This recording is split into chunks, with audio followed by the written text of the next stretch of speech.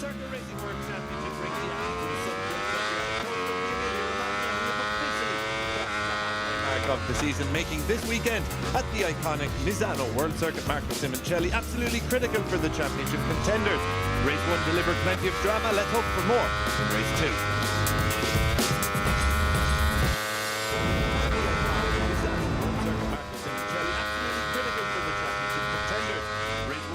Plenty of drama. Let's hope for more in Race 2. Welcome along to the second race of the weekend in the WCR World Championship here at the Emilia Romagna round. The iconic circus hosted the first ever Women's World Championship races back in 2024, and it makes its long-awaited return this weekend. 2 years ago, it was Emilia Romagna who did the double, and it was the Spaniard who made it 3 from 3 in Misano in Saturday's Race 1. The number 6 showed her class to fend off a spirited challenge from her chief title rival Beatriz Nail in the closing stages to hang on for a 4th win of the campaign.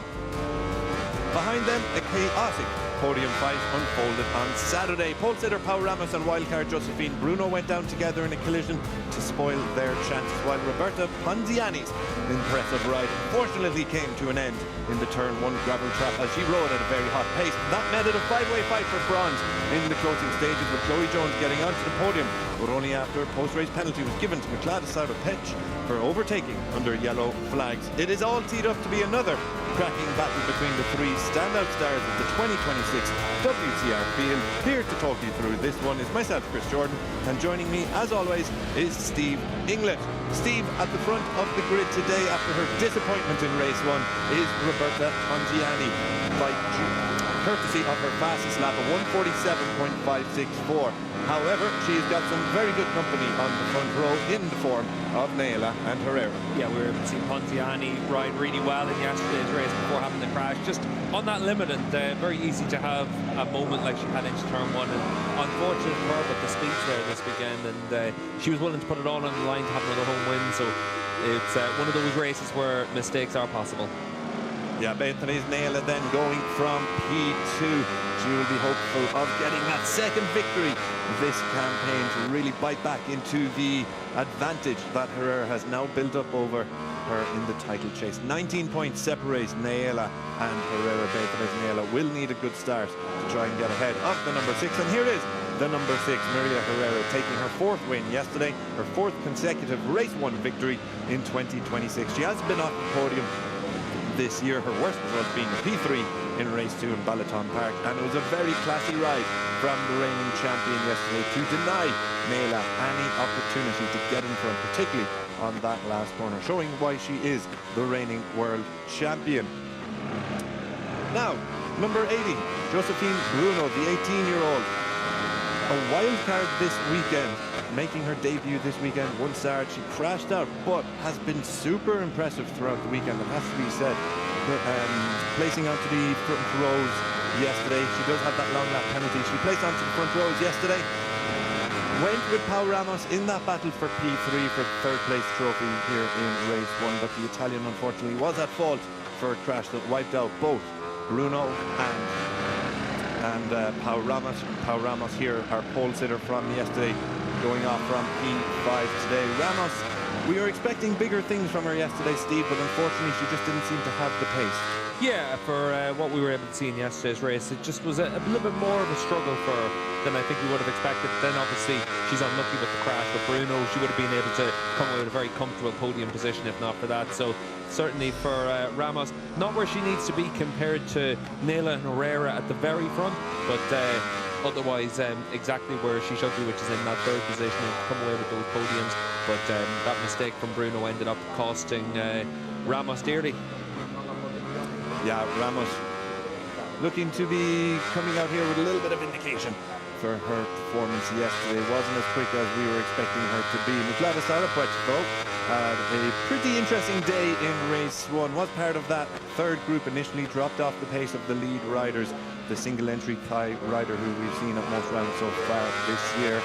But she crossed the line in 3rd position, but unfortunately for Sauter-Petch, she was judged to have overtaken under yellow flags after that Ponziani crash, and she was handed a post-race penalty of 3 seconds. Ivone Serpa then going from the head of the third row. She's coming off the back of her best ever result, the rookie P4 yesterday, her best result. So the number 11 will be looking to build on that. Just a couple minutes now until we get underway for the warm-up lap. And great to see plenty of fans here in attendance in the sun-drenched Misano. And what a weekend this is turning out to be in Misano. Great weather, great racing, and one of the people doing some great racing is Carolina Danak. She was at the forefront of that larger group battle for that P3 position yesterday, but unfortunately the pole had to drop a couple of positions, ended up being in P5, qualifying 6th as well. Chloe Jones was the person to come out on top of that battle due to Sarah Puech's penalty after the race. She was given that recent penalty. Jones crossed the line in 4th, and Chloe Jones got her first podium of the season on a season that she has struggled somewhat compared to the height she hit in 2025. 2026 has been a little bit more difficult.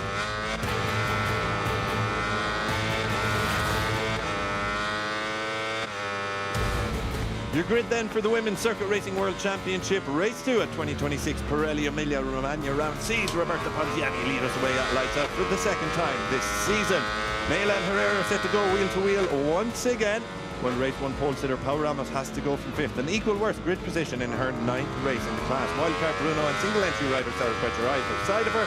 Bruno serving that long lap penalty. Serpa, Danak and Jones are on row 3. Justine Pedemont steps in for the injured Lucy Budasel, and she starts 10th, while substitute Brazilian rider Gabriele Luis rounds out the grid. We're just about ready to go then for the warm-up lap here ahead of race 2, and should again be another exciting entry into the 2026 chapters of the campaign in WCR. Steve, plenty of key points in Misano here. Where can the riders really find a difference? Yeah, the big place is what we've been able to see from Herrera and Nela is they've just got that little bit more speed, particularly in the first sector. Through these corners that lead one into the next, they've got a bit of a margin over the rest of the field. That's where it becomes important for Pau Ramos from the second row of the grid to be able to go with them from the start on the number 58, and then basically that keeps you out of trouble because it'll take you away from the rest of the pack. We saw yesterday that Joe Bruno on the number 80 machine, she hit into the back of Ramos, ended both of their races. That ended up having big consequences at the end of the race as well with that penalty for Sarah Puech. But certainly it's about just trying to get through the opening laps, and then you're able to really build into it. 12 laps of action here for the WCR, so hopefully we're able to see a couple of more riders at the front of the field able to challenge Herrera and Nela. Yeah, the championship standings at the moment see Maria Herrera leading the way by 19 points over Beatriz Nela. You said there were consequences, of course, of the crashes for Ramos and Ponziani. They remain in 3rd and 4th, respectively. Ramos 70 points off the top, Ponziani 80 points off the top. So 10 points between them in the battle for the bronze medal. Sarah Puech has managed to close up that gap somewhat, but still has 19 points to make up on Ramos over the closing round, with Chloe Jones, Rivera, Ruiz, Budsel and Serpa rounding out the top 10. You can see then pristine conditions to go racing here in Misano. Steve, just before we get underway, as always, I'll ask you for your prediction. Yeah, ideal conditions for the riders now at this stage, and 12 laps. We saw Nela just narrowly beaten yesterday by Herrera. She'll want to make sure that she's able to pick off the number 6 at some stage in this race, and she needs to as well. There's 19 points between them in the championship. We know that Herrera has been really consistent this year, won a lot of races, whereas for Nela it's been about having all those podiums all the way through the year and last year as well. And I think that that's the key thing now for Nela. She knows that she has to start winning races. Yeah, confirmation then of the pressure Nela is under, with only a couple of rounds remaining, and this race for Beatriz Nela, she needs to start taking advantage of the opportunities that are handed to her. 19 points behind Herrera, as we already mentioned. Can she do it today? She does have the slight grid advantage, but Maria Herrera, we saw it yesterday as well, she got the whole shot out of that first corner despite not starting from P1. So we're just about ready to go here. The red flag remains in front of the riders as the Subaru safety cars pull around the back of the grid. Green flag waving then as the red flag disappears. The lights are on the screen, eyes are now firmly on the lights, and we are racing here in Misano, and a big bobble off the line from Maria Herrera. It's a really good start from Ponziani, but we said that number 6, Maria Herrera, got the whole shot yesterday. She won today after that big bobble, but she is P2, and look at that. She's straight in to P1 coming around the second corner. Brilliant composure from Herrera after what looked like an early mistake. Yeah, Maria doesn't have to wait long to get back in front. Pontiani trying to attack back in towards turn 4, but Herrera wise to that move as Nela takes the inside line just to keep Pau Ramos behind her. But top 4 riders get away from the start. We'll see if Pontiani has the early pace to go with Herrera and Nela. So it is Herrera over Pontiani with Nela just slotting in behind the number 96, but she's keen to attack early here to try and get onto the coattails of the number 6 Herrera, her title rival. Look at that from Pau Ramos, diving up the inside. It looked like she was going to make that move stick for a moment on Pontiani, but she still has to settle for being in 4th position. Ivone Serpa is running in 6th ahead of Bruno, Rivera, Jones and Danak, the rest of your top 10. Oh, crasher in the back, but it was Taylor Ralph down in turn 8. It was Ralph down there, so no points today for Ralph, but at the front you can see that the top 3 just starting to edge their way away from each other, and certainly for Pau Ramos, you don't want to lose that contact with your teammate Pontiani. Yeah, confirmation then that it is Ralph going down at turn 8 corner.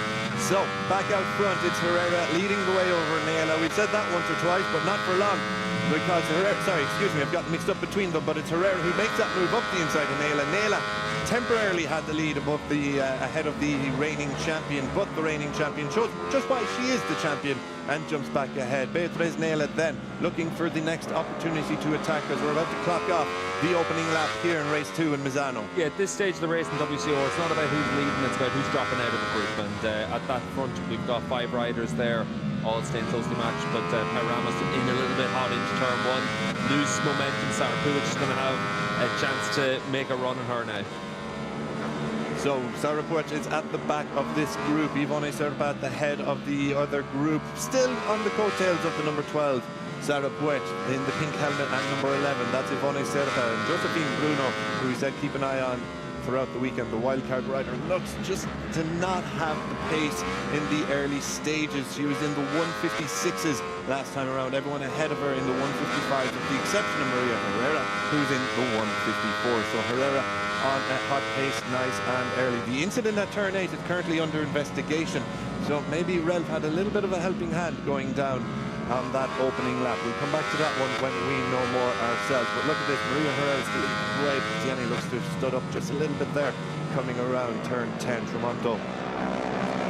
So, as you were, no major moves just yet, and as you rightly point out, Steve, it's about maintaining the pace and going with the group, and one rider doing that is Ivone Serpa. She's doing really well in the opening stages, so hang on to Sarah Puech. Sharpa's done well this season, and she's been able to really adapt well as a rookie on that number 11 machine. Pau Ramos, they're able to get down the inside for teammate Pontiani. We'll see if Pontiani's going to try and come back at her down into 14, and the last thing they need to do is fight with each other and cost each other time and momentum, because Maria Herrera is trying to break the field now. Yeah, Herrera's got a couple tenths in her back pocket, 3 tenths in fact, in her back pocket over Nela, and has opened up the gap, and that's how Ramos has just locked up the front, and that's a big mistake from Ramos. Let's see how much time that's going to cost her, because she's gone out wide, and you can see the frustration down in the Clint team there. Ramos is having a really difficult weekend from one that promised much. She has dropped now down into 12th position, Pau Ramos, behind the substitute rider Pedamonte, so she'll be looking to make as much ground as possible coming through here, because that lead group is starting to open up. You can see it there at the top of your pictures. Herrera has an advantage over Nela, and Nela now has an advantage over Pontiani. About 6 tenths each gap between those top 3 riders. Yeah, and once that group starts to splinter, it's very difficult for her to come back to you as well. You can see here Natalia Rivera, the number 20 machine, back up inside the top 10 in 8th position. She's been very consistent this season, just getting herself up into around about that 8th position mark. So Rivera on the 22 what she needs to do. So Herrera in the 147s last time around, still the only rider to enter the 147s in the early stages of this race here, and she is building up a sizable advantage. Here comes Josephine Bruno now for her long lap penalty. This is for her crimes in race 1 when she went down and took out Pau Ramos with her. So that is served without any problems, and Josephine Bruno, she entered in 6th position, and she's now going to drop down the order to about 12th or 13th. I think she's rejoined in between Paquita Ruiz and Pedamont. So she is now in 12th position. Back out front though, it's Maria Herrera still holding about 6/10 advantage over Beatriz Nela. The gap between Nela and Ponziani remains at about 7/10 as well. You saw there on the screens that Ponziani had managed to just take out a 10th or so of that gap. And you can see here just down in towards 14. This was Ramos coming through on her teammate Ponziani, and Ponziani coming through and Ramos then down in towards the last corner. You can see that just that big moment then for Ramos, just grabs that endo then on the way into the corner, and you just lose that momentum. And sometimes with these bikes it's easy to miss a back shift, and then you end up having to grab more brake to try and get it stopped, and you don't get the engine braking into the corner. That might be a little bit of a factor there for Ramos. Yeah, clear frustrations down in the Clint team. A big head shake after Ramos's error coming through there, but there is still plenty of positives so far in this race. Roberto Ponziani running in P3, Vonnie Serpa, and Sarah Puech trying to close the gap, as is Chloe Jones, but she's got about a second, as you can see there, and a good few bike lengths to the chasing pack. Plenty of racing to go still here, so it can all change, but we don't expect it to change too much in the top two positions between Maria Herrera and Beatriz Nela. Yeah, not going to change in terms of who's up there, but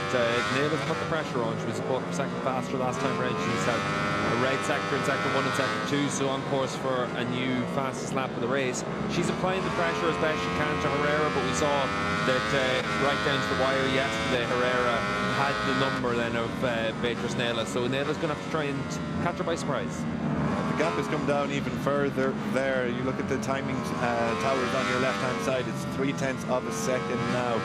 And it's just gone out to 4/10 again, but Nela has eaten into the lead somewhat on this lap. Ponziani still a good bit further away. Last time around, Nela was actually in the 147s as well, with Herrera dropping into the 148. So that's where the time was met. Let's see what the times are like when they come over the line again. Herrera and Nela just about to come over the line. The timings show that Herrera is in the 148 flats, as is Beatriz Nela, with the likes of Ponziani, Serpa in the 149. It has to be said though, Sarah Puech has taken about 6/10 of a second out of Ponziani's advantage. So Sarah Puech crossed the line in 3rd position. Ponziani just doesn't have the pace she had yesterday, and that's a big factor for her. That's why she's going to be very vulnerable now to Sherpa and Superpole. Yeah, Sarah Puech crossed the line in 3rd position, I was going to say yesterday, but denied by that post-race penalty, which saw her demoted down the standings, and she ended up in 7th position despite thinking she had taken her first podium in the class. Now she is out for a little bit of revenge and redemption. She's running in 5th position. Serpa is also there as well. Ponziani is in that 149.2, so the riders behind are all a good bit quicker than Ponziani. So as you rightly point out, Steve, Ponziani just doesn't have the pace at the moment. Looking back at the battle out front, and it looks like Beatriz Nela has closed that gap somewhat to Maria Herrera once again on this lap. 3/10 of a second or so between them, so only marginally closed the gap. Yeah, Nela's really good in the first half of the lap, and then this part of the track is where Herrera finds a little bit of a step on her bike, only a 10th of a second here and there, but she's surprised if maybe they've just got slightly different settings on the bikes, maybe different gearing or something like that. But usually the riders at the front tend to be running pretty similar to one another, but Herrera still able to hold off. Yeah, the graphic just proving your point there, Steve, as well, that Nela is on top in those opening sectors, but Herrera does have something in response in sector 3. Let's see how it goes through sector 4. Coming around the final corner once again as we're ready to clock off another lap. Beatriz Nela looks to have lost a little bit of ground there. Well, only marginally according to the timing screen, but the eye test doesn't lie as well. She seemed to lose a bike length or so. Pal Ramos still on the charge then. She rejoined after her mistake in 12th position. She's now up to 7th. Yeah, and ahead of Chloe Jones. Chloe, one of 2 riders that's going to get a double long lap penalty as well, just for that jump start. So she's going to have to start taking that penalty over the next couple of laps and drop a bit further down the order. But Ramos recovering well up into P6. She's got the chance of a podium, and she needs to make sure she can ride through this group and get the podium finish. Her teammate Ponziani on the podium, still down in the 49.1, so a second and a half slower than she went in yesterday's race, where a lot of the other riders are able to find something from race 1 into race 2. Yeah, I'm just looking at the timing screens here, and you're right. Ramos is almost a second quicker or so than Ponziani, so plenty of time for Ramos to get herself back into the podium fight here, maybe drag a rider or two along with her. That's a wider line there from Ponziani, and that's the 15 of Chloe Jones coming in there. Just to get the feet a little bit loose on entry into the long lap penalty loop. Maria Herrera then still leading over Beatriz Nela. The gap is down to about 0.2 of a second this time around, but let's see what Herrera has in the final sector. Ponziani coming under a little bit of pressure there from Ivone Serpa, while Sarapech is now under pressure from Ramos, and not too much pressure because Ramos has just glided by. Yeah, just pushes her out of the way there, like you have to do through that part of the track. And good clean riding from the 58 to make that progress, and Sarapech able to understand that you just got to give up that position as well, and she needs to go with Ramos now to take her up towards the riders in front of them, and then there's still the opportunity to be able to fight right to the end of this race. We're only just about starting the second half of the race now. Yeah, just looking at timing screens after that lap has been clocked off, and Herrera and Nela match each other in lap times, while the quickest of this group last time around was Pau Ramos. What a surprise, a 1:48.3, but Serpa set her best lap of the race so far with a 1:48.6. The other riders in the 1:49. So Ramos clearly the quickest rider here, and you would imagine it's only a matter of time before she makes a move on Serpa and then Ponziani, as long as she maintains and keeps it upright.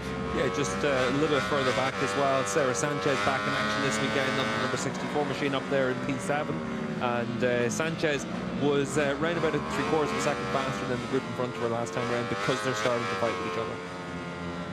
See here for Beatriz Nela, they're just keeping that watch and brief with Herrera. Doesn't want to show her cards at this stage.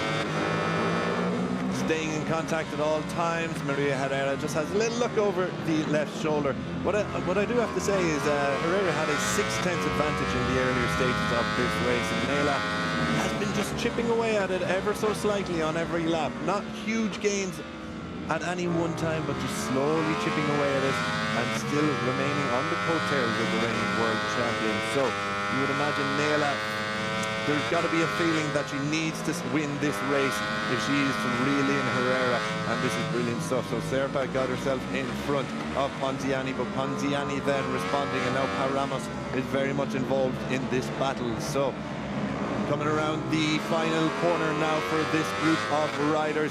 Will we see a move from Serpa or Ramos on Ponziani down into turn 1? They've gotten into the slipstream of the Italian. Keep an eye on the number 11 in that pink helmet. She's already tried a move, but Ponziani had a response. She's going to try a move again, but just not close enough to make anything stick. Pau Ramos is still very much in this battle. What is Pau Ramos going to do? We've seen her hang it on the outside a couple of times before in the past. It looked like she was taking a wider line to get the inside line coming through turn 2 there, but nothing going on this occasion. You'd imagine down into turn 8 will be the next best opportunity. Yeah, podiums we had for Sherpa after finishing 4th in yesterday's race. She's had some good outings this season, right back to the start of the year in Portimao, where she was in that second group in the top 6. So this is her chance to get a podium, but she needs to come through in Ponziani, because Ramos is going to be the fastest rider in this group. 4 abreast they go. Sarapech just looks a little bit out of shape there, but no overtakes on this moment yet coming through turn 8. What about 9-10? And then the fast right-hander Curvone. Will we see anything going then? Pau Ramos looks to have the outside line there on Ivone Serpa, while Sarapech tries to move up the inside of Pau Ramos, and Sarapech's high rider gets it done on Pau Ramos, so we weren't expecting that one just yet. Sanchez joined the group now as well, right behind with Carolina Danek as well, so we're going to have a 6-rider fight for that podium position. I'm all for it, Steve. Carolina Danek provided some great entertainment in yesterday's podium battle, so if we see the pole involved again, I'm sure we'll be on the edge of our seats. Currently a 4-rider battle. Let's see how it develops over the next couple of laps. There you go. Sarapech has gotten herself ahead of Ivone Serpa. Looked like she was trying to move up the inside of Ponziani there, but nothing going through 14. Couple left-handers coming up now. Will we see a move on the final corner? Yeah, Sarapech able to make the move in through the fast corners at the end of the lap, and then Ponziani tried to attack back into 14, but into the end of the lap, then still Sarapech out in front. Look at the back of the group though, Sarah Sanchez on that number 64 bike. Good to see Sarah back fighting in the lead group as well. A couple of years ago she was one of the standout riders in WCR.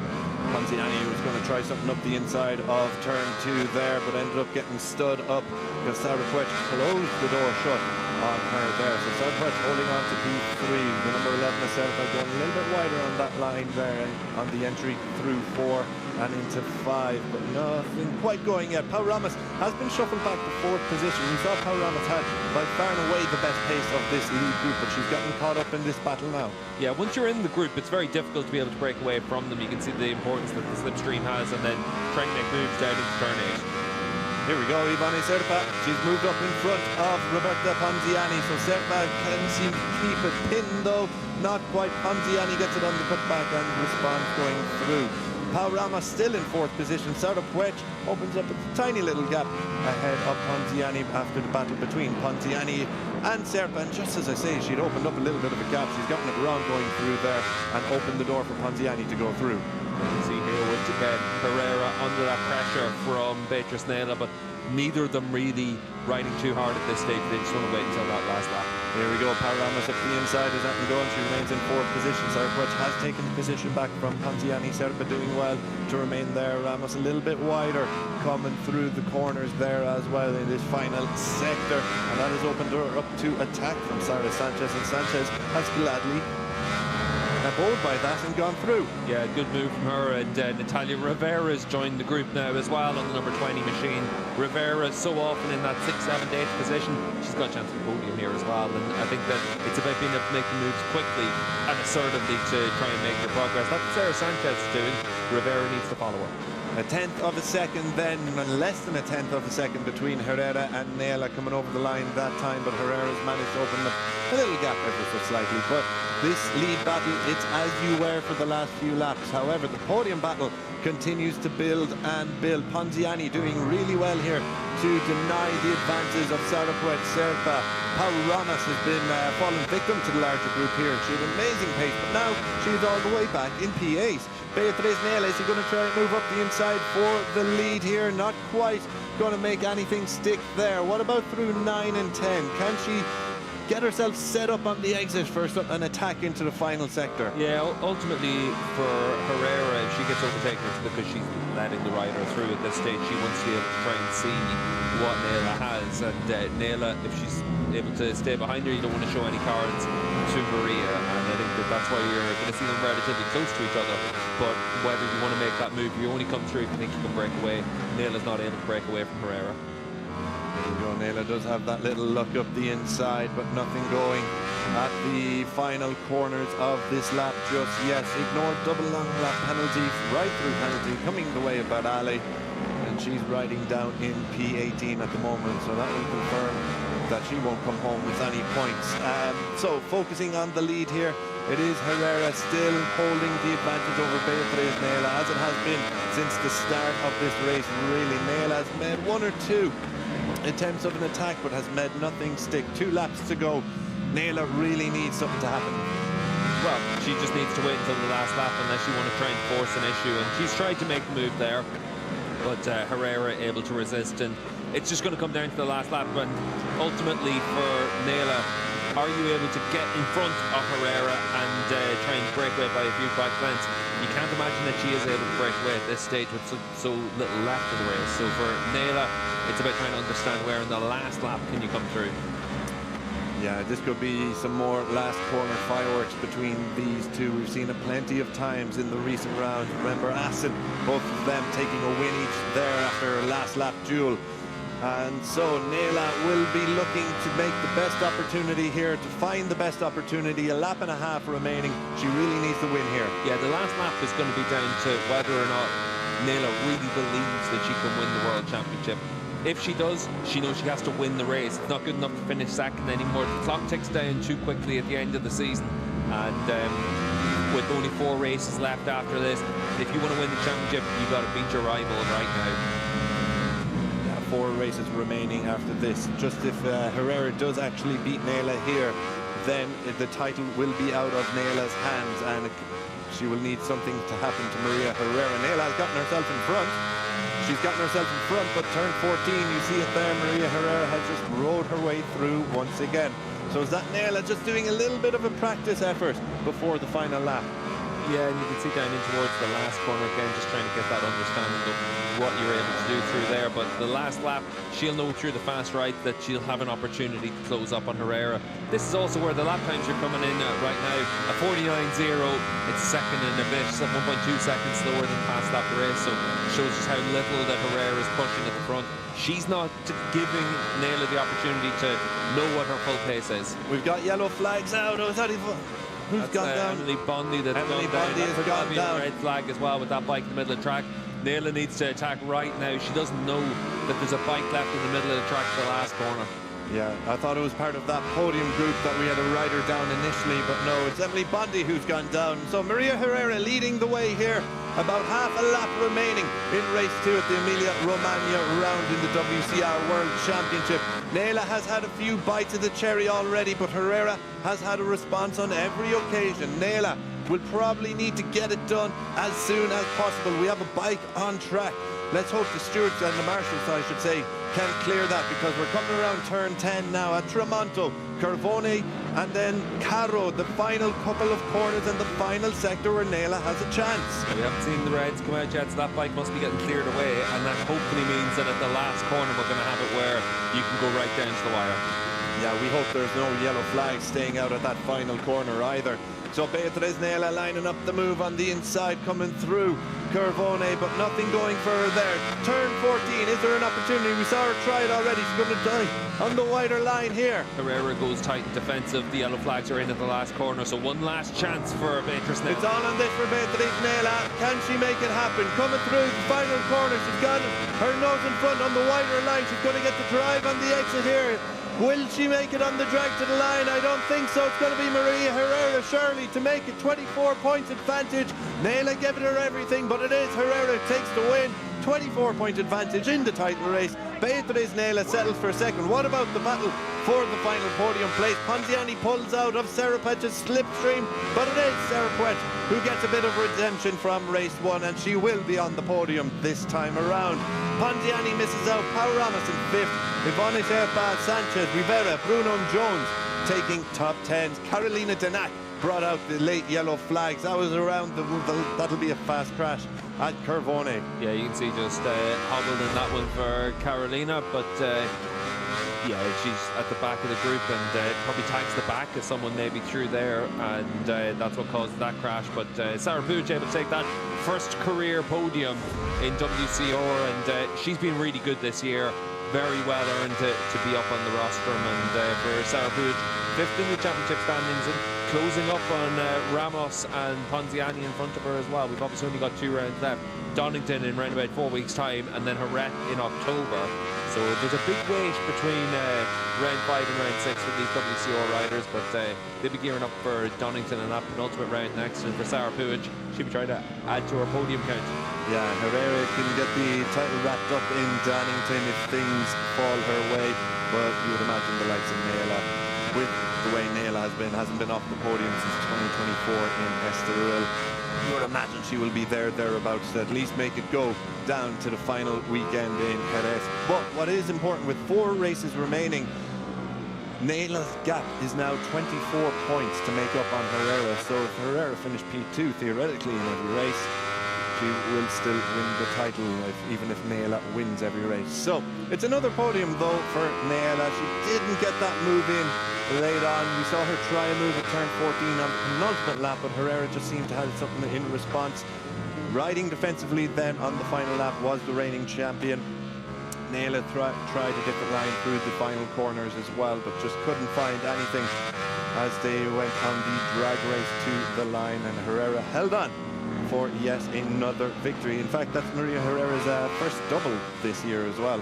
Yeah, and for Herrera, she rode so well on that last lap and dropped her pace down into the 48s to try and make sure that she was able to hold Naila behind her. And Beatriz tried to do it a little bit different to yesterday's race, but Herrera was able to hold her off one way or the other. And it's, again, another really good ride from Beatriz, but one win out of the first 4 rounds. That's why it's so difficult to put up a championship challenge up against Herrera when Maria is so consistent and able to win those races. So for Beatriz Naila, the last 2 rounds of the year, she's going to go back to the drawing board because now she needs to make sure she's able to get those big points for 25 for a win. Yeah, big result then for Maria Herrera. Beatriz Nela just wondering, we're seeing it a lot already in the Superbike paddock, that someone keeps finishing in P2 and they just must be wondering, how can I finally get past the championship leader? Well, they're the championship leader for a reason. Maria Herrera, 24 points ahead, as we mentioned. Pau Ramos actually has moved up into 3rd position. A bit of a recovery ride from Pau Ramos. P5, not what Pau would have been expecting after her Superpole performance, but it is big points on the board as she moves into the bronze medal position in the championship standings. Ponziani slipping to 4th position. But what about this? The first podium for a Thai rider in the Women's World Championship, and a superb. It's a good story, Muklada Sarapwech, turning up on single entry rides, and that has been very impressive, and she's finally gotten that podium. Really good stuff from the Thai rider. Yeah, she's been super impressive this season, and you always want to see riders come in and make that impression. Ramos has done that, Sarapwech has done that, Serpa has done that this year as well. There's 3 riders up inside the top 6 in this race, and they're all in as rookies. And I think for Sarapwech to get that podium, so important for her just to have that bit of momentum. But she's been up inside the top 5 so often this year, she's earned that podium.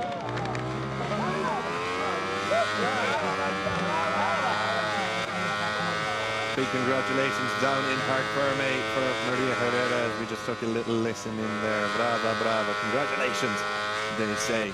So, a superb performance from Herrera. We'll hear from her very shortly. A confirmation then of her final results at the bottom of our screens.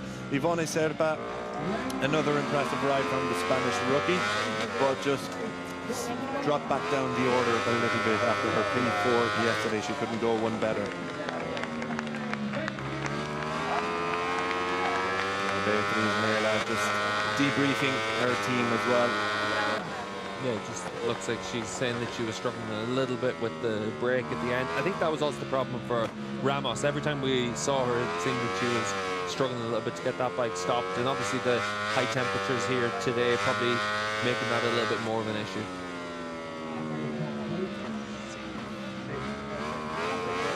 Final congratulations. Championship standings at the bottom of your screen, by the way. I'm sure as you see Maria Herrera leading the way by 24 points. Nela in 2nd position over Ramos. That's the big mover of the day. Ramos moving into that P3 position, bouncing back somewhat from her DNF yesterday to move ahead of teammate Ponziani. Sarapwech in 5th position, Jones, Rivera, Ruiz, Serpa, Burcel, all inside the top 10. So, another exciting installment of the 2026 WCR World Championship. A first-time podium finisher as well, as Herrera Nela took victory and the runner-up position. But the first-time podium finisher and the first podium for Thailand in the WCR, it's Muklada Sarapwech. Let's hear what she has to say. Muklada, congratulations for your first ever podium in the World Championship. Tell us, how do you feel right now? Oh, I don't know to say thank you for the Thai fan. Thank you all family. But yesterday, I'm not lucky. But today, I'm lucky. But super happy. But thank you from everybody for support me. Thank you, Mr. Bob. Thank you for the Thai fan. Yeah, I would like to say thank you so much. Enjoy it. Congratulations. Yesterday, not so lucky. Today, very lucky. I think there was a little bit more than luck involved. Yeah, I think certainly for Sarapwech, she's earned that podium, and nice to see that emotion come out. Obviously, first time in a World Championship podium, and the struggles that it takes to get to that point for all riders is a different path. And for Sarapwech, she's had to come through the Asia Pacific route, and she's just jumped into the deep end here in WCR and has immediately been right at the sharp end. So that's a well-earned podium. Yeah, very well-earned podium, as it was once again for Beatriz Nela. That's yet another podium for the young Spaniard. She threw everything at Maria Herrera, but in the end, it's another P2. Let's hear what she has to say. Beatriz, 2nd position, so close from Maria. Not the result you wanted, but the championship is not decided yet. Yeah, there is like yesterday was a battle of 2. I'm happy because I pushed until the end. So yeah, I would like to thanks to my team because this weekend we did a super nice work. So yeah, this victory is for my team. And yeah, for sure I'm happy. I'm going to keep working and pushing until the end. The championship is still open, so I'm happy. Well done, Bea. Gracias. Beatriz refusing to give up on the championship, as of course she shouldn't, because she's still very much in with Rachel. She now needs to start winning, though. First up will be Donington. She needs to win there. Yeah, obviously it's now or never really for her championship challenge when we come back at Donington. She probably needs to rely a little bit on luck falling her way, but we've seen it in the past already from Maria Herrera. She's made mistakes whenever it's come down to that final round of the year to try and get across the line to win a championship. Nayla just needs to make sure she's constantly able to apply that pressure. Yeah, Nayla will continue to apply the pressure, but it is the first double of the year for the reigning world champion, Maria Herrera. Let's hear her thoughts. Maria, double win and an amazing weekend for you here in Misano. Important step thinking on the championship. I can imagine because it's the house of my team. It's a very, very emotional race for me, but I give my best, the team also, so very happy. A strong race, a hard race because the condition was hard, and I had to dedicate this victory to Flor. It's at home, and thank you to my support. Come on. Well done, Maria. Thank you.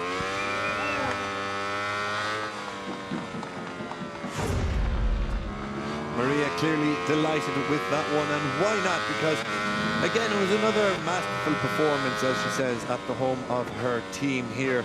Two big races, and I think less than 2/10 of a second between her and Nayla across the two races. So Nayla was applying the pressure throughout, but Maria Herrera showing her class and showing her joy there as well. Yeah, really important for Maria to be able to pick up this race win, and we saw that there were a few times whenever Nayla put herself in position to be able to attack, and Herrera just had an answer each time. Their confirmation on screen is the first double win actually since Misano. Back in 2024, Misano hosted the opening pair of races in the WCR Championship in 2024. The best lap award, just confirmation at the bottom of the screen there. Beatriz Nayla leading that one. Herrera and Pau Ramos with 2 each, and Roberta Ponziani with 1. So we'll have the podium ceremony coming up very shortly. Plenty of talking points remaining, of course, from that race. So Herrera strikes, yes, another dagger in the heart of Nayla's championship ambitions, with Sarakwet delivering Thailand their first podium. Ponziani and Ramos must be kicking themselves. They had big podium hopes this weekend, but nothing going for them, while Iván Serpas, Ada Sanchez, Natalia Rivera showing some brilliant riding and brilliant battling to pick up some strong top 10 results. Just on the point of Pau Ramos, as we watch the guys coming on to the podium, Pau Ramos will be watching on this one as well, and there just must surely be a big sense of frustration because it was a weekend that promised a lot. Yeah, but it was also where she was very unlucky yesterday. She doesn't make a mistake in yesterday's race, she gets taken out by someone else. There's not an awful lot you can do about that.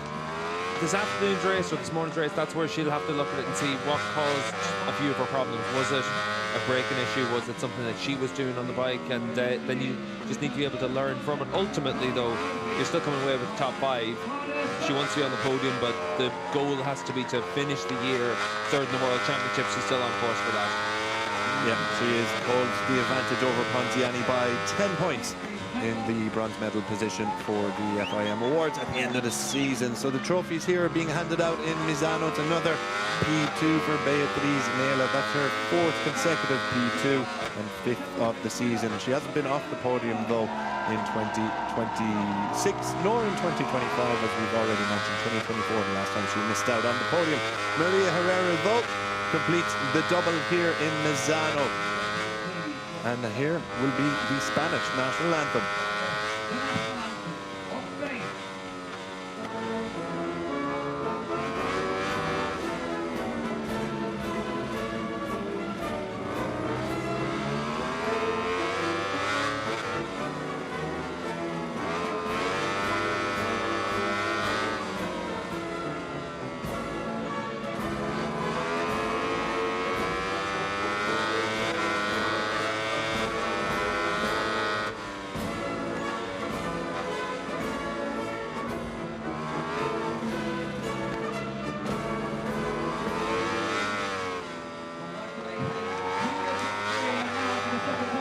Spanish national anthem, La Marcha Real. Two of our top three will enjoy that one, of course.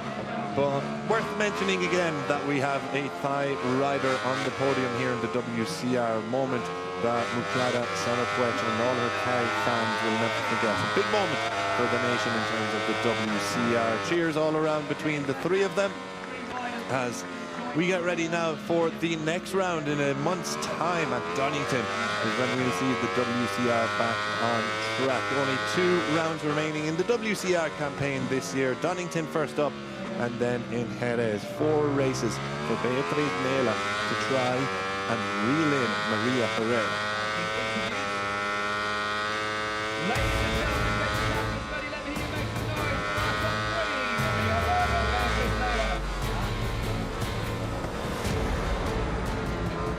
Confirmation of our final results from the second race at the Pirelli Emilia Romagna round here in Misano. Herrera beats Nela with Sarah Puech on the podium ahead of Ponziani, Ramos Serpa and Sara Sanchez. Natalia Rivera also joined that podium battle. Wild card, Josephine Bruno inside the top 10. Lynn Viad, Isis Carreño, Madrigal, Pedamont and Ruiz all in the point scoring positions.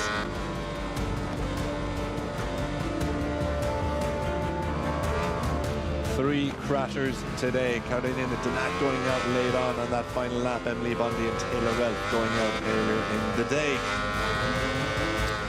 The Riders' Championship, Maria Herrera extends her advantage to 24 points over Beatriz Nela. Pau Ramos is in 3rd position ahead of Ponziani. Sarah Puech, probably just a little Sarah Puech very much in that battle now, actually 14 points behind Pau Ramos.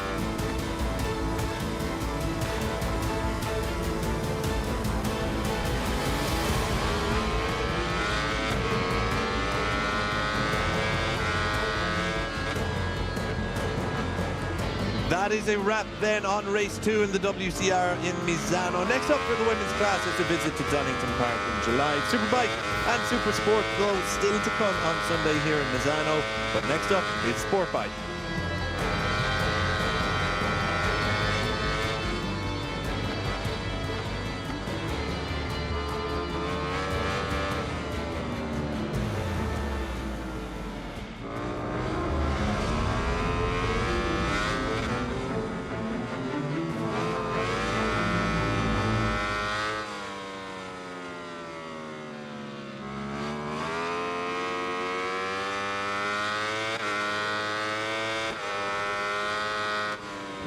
Another fantastic race. Yesterday you waited, today you didn't wait. You made some really good moves. There's a couple of moments where Emilia didn't know you with a great points for the championship. The races to decide. Yeah, the support thank you to everyone who's coming today. It's a Superpole day, so thank you, and also for the support. And when the race was like yesterday about the option,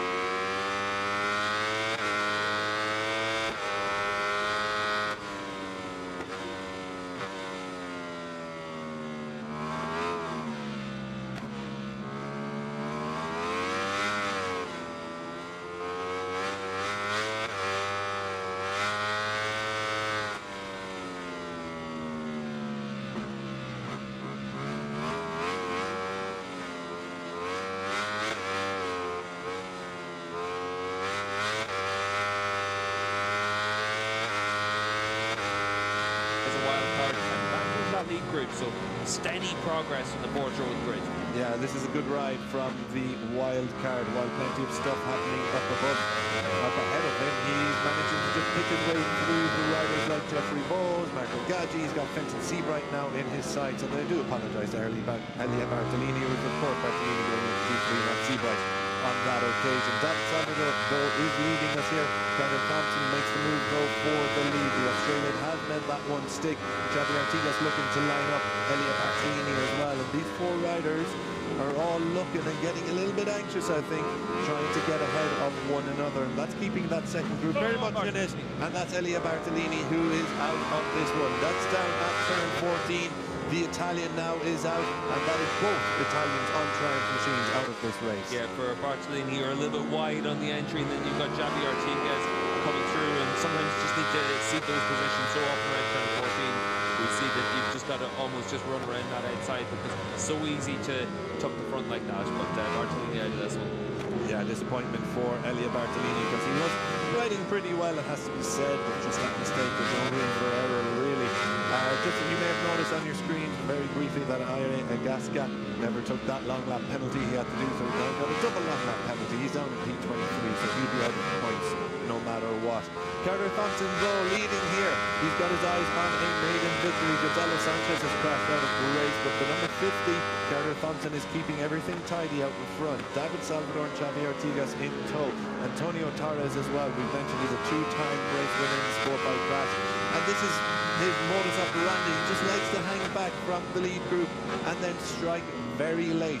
The number 47, that's how he's gotten his race wins in previous rounds, and it's worked out for him more often than not, although last time out in Aragon race 2, if you remember, he crossed the line in second position behind Bartolini, but both riders were penalised for aggressively over the line moves, you could say, in the eyes of the steward. Torres particularly, and he was relegated down to 6th position. Carter Thompson, Salvador and Artigas still battling away. Third or fourth time we've been able to see Carter come through into Carbone on someone, so Thompson, we know that his bike is working well on the exit of 10 and to use that slipstream and give himself the opportunity to come through on the Kawasaki this time for race lead. Having a look through the timing screens last time around, they're all in the mid to low 150, 143 still. So let's see what it's like after this lap. They clock off this lap. Have a look at Salvador down in towards turn 1 as well to see if he takes that sweeping line over the curb or if he tries to attack on Carter Thompson. We've seen it a few times where he's been wider on the engine, trying to open up the corner and set it up through in towards turn 2. Eyes on this lead trio and now lead quintet with Filippo Bianchi working his way in on the number 25. Artigas about to come under some pressure here from Antonio Torres, and Torres' move has opened the door for Fenton Seabright to move on through as well. So in the blink of an eye, Artigas has gone from 3rd to 5th position there. So it's all going to chop and change, and while these riders are still overtaking each other, it's allowing the likes of Bianchi, Gaggi and Bowes to come back into it. Here comes David Salvador later on the brakes and Carter Thompson to try and take over the lead, but Thompson has got a little bit of a tighter line on that occasion, not quite. So Salvador has made that one stick, and now Torres is looking for a way through on the Australian. See what Carter can do on the exit of this right-hander to once again try and make that move up in towards Carbone. Up towards Carbone we come, that fast right-hander, turn 11. Thompson then was in the slipstream of the number 38, and he's made it count. He's gotten himself in front of David Salvador. That's Fenton Seabright in the background trying to make a move up the inside of Xavier Artigas. Pushes Antonio Torres, I think it is, out of the way. So Artigas is back into P3, Thompson back into P1, Salvador P2. Fenton Seabright working his way through the crowd as well, and he's now in 4th position. Really good riding from Fenton. Once again, we saw him come away with 2 top 5 finishes last time out and a 3rd and a 4th position in Aragon. So certainly he's finding his form now on that bike and doing a really good job in the Triumph. He's going to put the pressure on Xavier Artigas to come down towards turn 1. Yellow flags out a little bit further back, but into turn 1 we go. Looked like Fenton Seabright was going to have a nice drive into turn 1, but nothing going. He's hanging around the outside there of Xavier Artigas. That's Troy Savicka, who is out of this race. He was running further back outside the point, so no point for the Czech rider coming his way today. Carter Thompson, though, still leading the race. David Salvador, Xavier Artigas over Fenton Seabright, Antonio Torres. Bianchi now very much in this group. Matteo Vannucci has set the fastest lap of the race at 142.9 from the Italian, but he's down in 10th position. Yeah, well, Vannucci though still able to put himself in position to bring yourself back to this lead group if they fight with each other and they attack each other in cross country.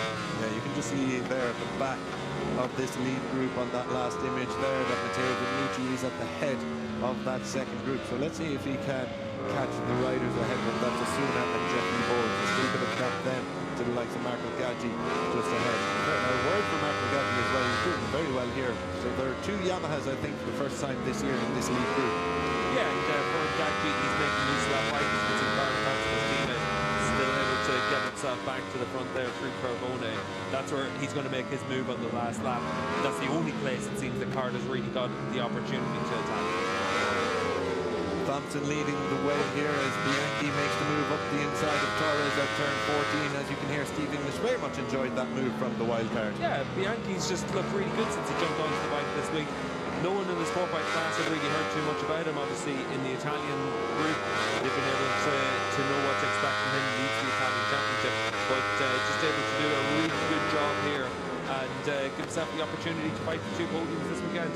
Yeah, it's been a superb ride. He was a little bit wobbly there come through turn 1. We have yellow flags a little bit further back. It's the first year he's got down turn 14, so down the order for Alex. Alessandro Di Perfio out of the points at that time as well as he went down to disappointment for him. So Thompson's still leading over Salvador and Artigas here. There haven't been as many moves as we've seen in recent laps as well this time around over the last lap and a half or so. Vannucci's pulled back another half second on that lead group, so 4 laps to go. There he is. Trying to close up on the number 91 Aprilia. Now Salvador pulls up alongside the number 50 of Carter Thompson. Xavi Artigas looking for a move through as well, but it's Salvador who gets up ahead of the Yamaha. Bianchi running around the wider line of Fenton Seabright, but Seabright holds on to 4th position with Bianchi just behind him. Artigas, though, he's got ahead of Carter Thompson here. Thompson looks to have just run it a little bit wide there, or was he going in on a different approach? While, of course, the number 25 continues his charge forward at the expense of Fenton Seabright. Bianchi, the wild card, moves up into 4th position, and he smells another podium here. Yeah, he certainly does. It's harder, though, on the number 50 machine. Got to run through turn 12 as well on the race leaders, but the top 5 all now really close to the match. This will become really important to be able to hold those tighter lines. Carter not able to do that, left the door open for Bianchi, and the number 25, he might well be starting more than the podium. He might be thinking, Joe, I can win this race, and he's moved his way through this group pretty comfortably against Torres, Seabright, and now Thompson, and wants to have that opportunity to fight for that win. Yeah, we're about to clock off another lap, and that'll be 2/3 race distance more than done as well. So now is the time to get yourself in front, just in case anything happens. Matteo Vannucci's charge continues to gather momentum, a 142.697 last time around. He's by far the quickest rider on track. The lead riders are in the 143.4. So Vannucci, there you see him. He's gotten himself onto the back of this group. Let's see what the Italian can do. Yeah, they've been fighting, and he's just been hunting, and now he needs to make quick progress in this group and catch them by surprise a little bit. Gaggi runs by out in the exit of turn 6 there as well. Shows just how much everyone's pushing on. So back out front, Xavi Artigas is about to make a move for the lead here at Puerta Corner, and it looks like Kawasaki has got it done. The number 34 leads this race over David Salvador. Fenton Seabright has worked his way back into the podium position with Bianchi in, well, not for long, because Bianchi goes around the outside of Seabright coming through turn 10. Brilliant stuff from the wildcard. Now in the podium position, Seabright has moved into 4th position. Carter Thompson then is off the podium, and he's been very much part of that podium battle throughout. Antonio Torres is in there too. So Salvador leading the way over Artigas and Seabright. Bianchi is off the podium ahead of Thompson though, and Torres. There's a little bit of a gap then back to Gaggi as Vannucci continues to cut his way through the pack. Yeah, Bianchi comes in late there to make the move into 14 as well, ahead of Seabright. We've seen a lot of wonderful moves already across the opening few laps here. The opening, 2/3 of this race have seen a lot of brilliant overtaking. Yellow flags out a bit further back, but it's none of the lead group here. Salvador leads for yet another lap. 2 laps remaining. Artigas is making the move into turn 1. That's Humberto Meyer who brought out the yellow flag much further back, but Artigas is leading the way over David Salvador. Bianchi sits in 3rd with Fenton Seabright 4th. Carter Thompson seems to have lost touch ever so slightly with the group, but We've seen he's quick through these sectors as Antonio Torres barges up the inside of the Yamaha rider. Matteo Venucci is going to be next for Thompson. That's Peña Fernandez who's gone down into the gravel. That's at turn 1. But Artigas is leading over Salvador and the Triumph machine of Seabright. It's chopping and changing non-stop in this top 6. You can see Seabright just able to get that run at the end of the straight as well, holding that wider line on the entry. That's going to set something up into 9 and 10 for him. So Artigas leading the way, coming through turn 10 here. Will we see anyone make a move? Yeah, Artigas doesn't look like he got that one 100% right. He's gone wider here, might get a bit of better drive, but he's lost 3 positions there to Salvador, Seabright and Bianchi. So he's doing it the hard way there to Salvador, Seabright and Bianchi. So he's doing it the hard way.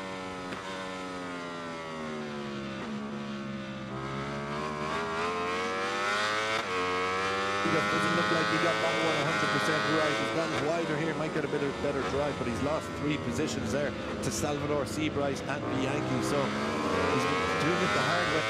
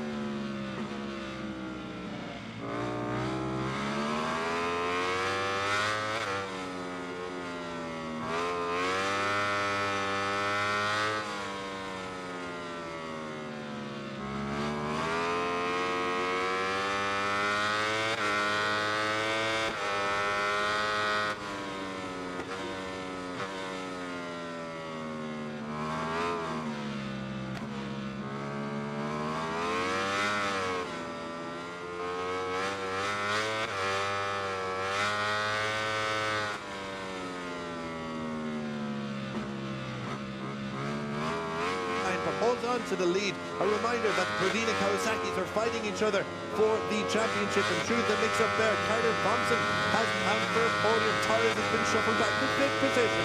Javi Artigas now up into 4.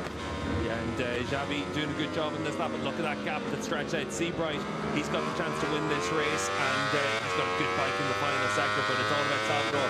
Is he willing to put it all on the line to win again? Salvador does move into the lead, and Seabright seems to have been stood up ever so slightly there. Turn 14 we go, 3 corners remaining. Carter Thompson's moved up the inside of Seabright. It's elbows out, that's Artigas who's gone right. Bianchi's opened the door, and he stepped through, but the top 3 look set. Surely Salvador's going to win it from here. The final corner we go, Carter Thompson. Is there a move coming? Nothing yet for Thompson. Will he get any drive on exit? It's going to be David Salvador surely over Carter Thompson. Thompson's going to make it 3 podiums in a row, but it's a second win for David Salvador as he extends his championship advantage. Fenton Seabright is back on the podium. He led for the majority of that last lap, but he was shuffled back towards the end. Antonio Torres, Bianchi and Artigas all missing out on the podium. Oh, and you can see there for Javi Artigas, he's angry there with Antonio Torres for that final lap. Torres came through to finish in 4th. Artigas, he'll feel he was pushed out and dropped down to 6th position. Ultimately for Javi, he shouldn't have been there in the first place. He made a big mistake on the penultimate lap at turn 10, and that's what dropped him down the order out of that lead battle. But David Salvador, important for him to be able to pick up that race win after last time out in Aragon when he had that non-score after the crash of Bartolini in race 2. But 27 points. It's a healthy championship advantage with 3 rounds to go, but it's also well deserved because he's been so good this season, so consistent, other than that one non-score. Yeah, David Salvador, right, he's celebrating there. Do you know what that dance is, Steve? I don't, but lucky for you, Chris, you haven't seen me dancing, so I can imagine it is a sight to behold. it is exceptionally clumsy and awkward looking. So not like what we saw from Salvador in that final lap. Yeah, very smooth from David Salvador. A second win of the season. He's got 3 poles. He's loving that celebration anyway. Yeah. I do believe I know that one. I think that's the 6th, 7th thing that all the kids do. What do I know? All the kids were doing a year ago, so Salvador's catching up now. But at the end of the day for Salvador, he has to make sure that he's able to get his job done. 2 wins this season. That's the most important thing for him. Fenton Seabright goes back on the podium, and what we saw last time out in Aragon. He's backed it up here this weekend. That's really important for Fenton because the Triumph is obviously a good package. He actually was able to win yesterday's race, and for Fenton, he's been able to come away with 6th place yesterday and then a podium now, and just continues to gain that confidence and experience. Yeah, it's a great birthday present for Fenton Seabright. Celebrating his, if I do my maths correctly, 24th birthday, so a second podium in as many rounds for Fenton, and it's actually been a superb run for him, because when you look at his early results, Seabright, you had no score in Portimao, a crash in Aston, again a no score in Aston, a couple of crashes. Moss, we saw him qualify up ahead of the second row, picked up some good points, P7 before crashing out of race 2.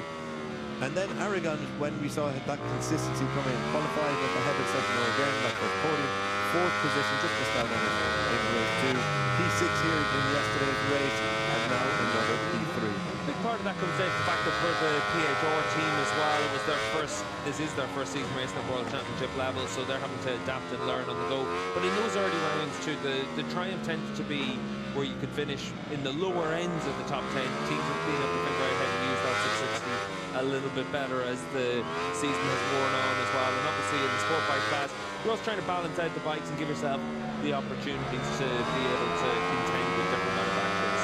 Well, it has been an excellent class to watch, and we've had a variety of winners. I said at the top of the program that prior to today's race, we only had Antonio Torres as a repeat winner. We've had 4 different manufacturers of the 7 win. Honda have only just joined full-time this weekend as well, while you have Kobe still waiting for theirs, and Yamaha, but Yamaha is close as ever through Carter Thompson. So a variety of manufacturers doing quite well.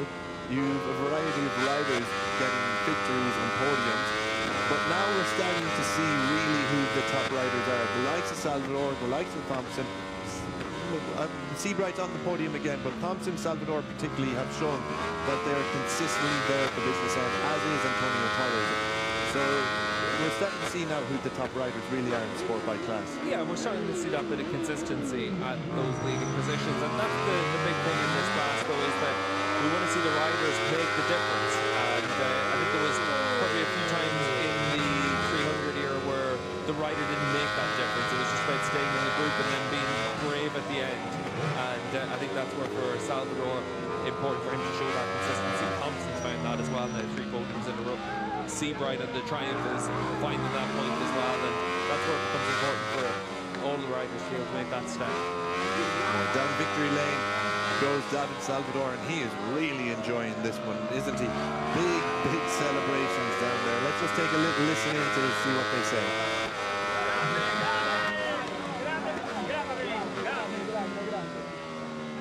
I don't think we need a translator for that one, but yeah, big celebrations from the Prodina Kawasaki team. David Salvador then confirmation that he is our race winner, as everything has been confirmed by race direction. Thompson Seabright on the podium.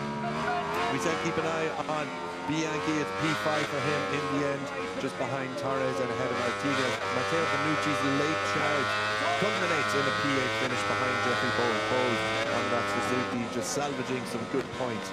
Gaggi and Osuna picking up top 10 finishes. A good ride from Marco Gaggi. A good day for Marco Gaggi as well, converting that second row start into a top 10 finish. Yeah, good weekend for Marco, and important for him as well. Think back to the 300s, plenty times now where he was paired up with the likes of Marco Janai, and he was able to be a top 10 runner, and he's starting to find that form now as well. So hopefully after the summer break we can see more of that from him. But unfortunately for the sport bike class, we have to wait until Mexico in September for the next time we're able to see them in action after the summer break. Good to see Pete Hickman down there as well, and Hickey down there to celebrate with his rider. And for PHR, they do an awful lot of work building a lot of race engines for Triumph, and Hickey's obviously got a lot of experience that he's able to bring to the fore and support his riders. A big thumbs up there as Fenton just debriefs the team of what was another brilliant race. That was one of my favorites of this year. So he's already debriefed the team. Now we get a chance to hear his thoughts. This is Fenton Seabright. Fenton, 3rd position on your birthday.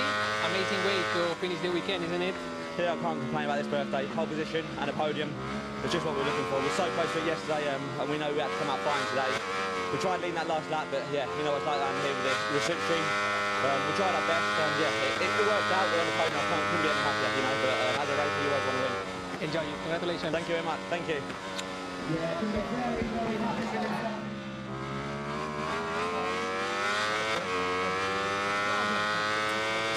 Superb stuff then from Fenton Seabright. Another podium for him, second of the campaign. 3 in total for his team this year. They've got 2 down in Oregon, and now there's another one here in Misano. 3 podiums in a row though for Carter Thompson. Let's hear what he has to say.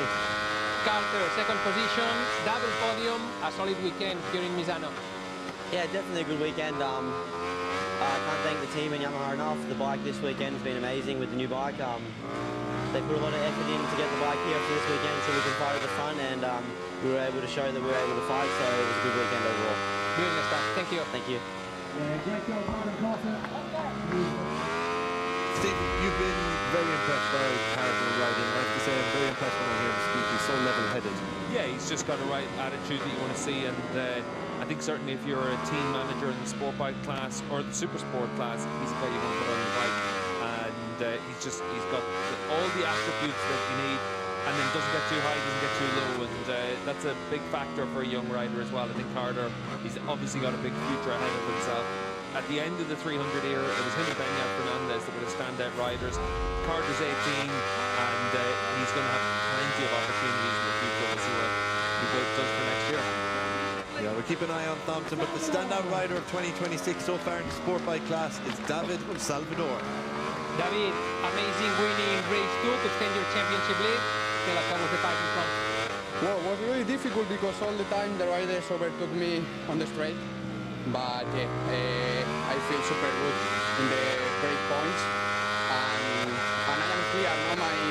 My strategy all the time I'm pushing because yesterday I am not very well with myself, so I try to my best today, 100% for sure. And I want to say thank you to all the people who are supporting me here, all my team, because he's an incredible person.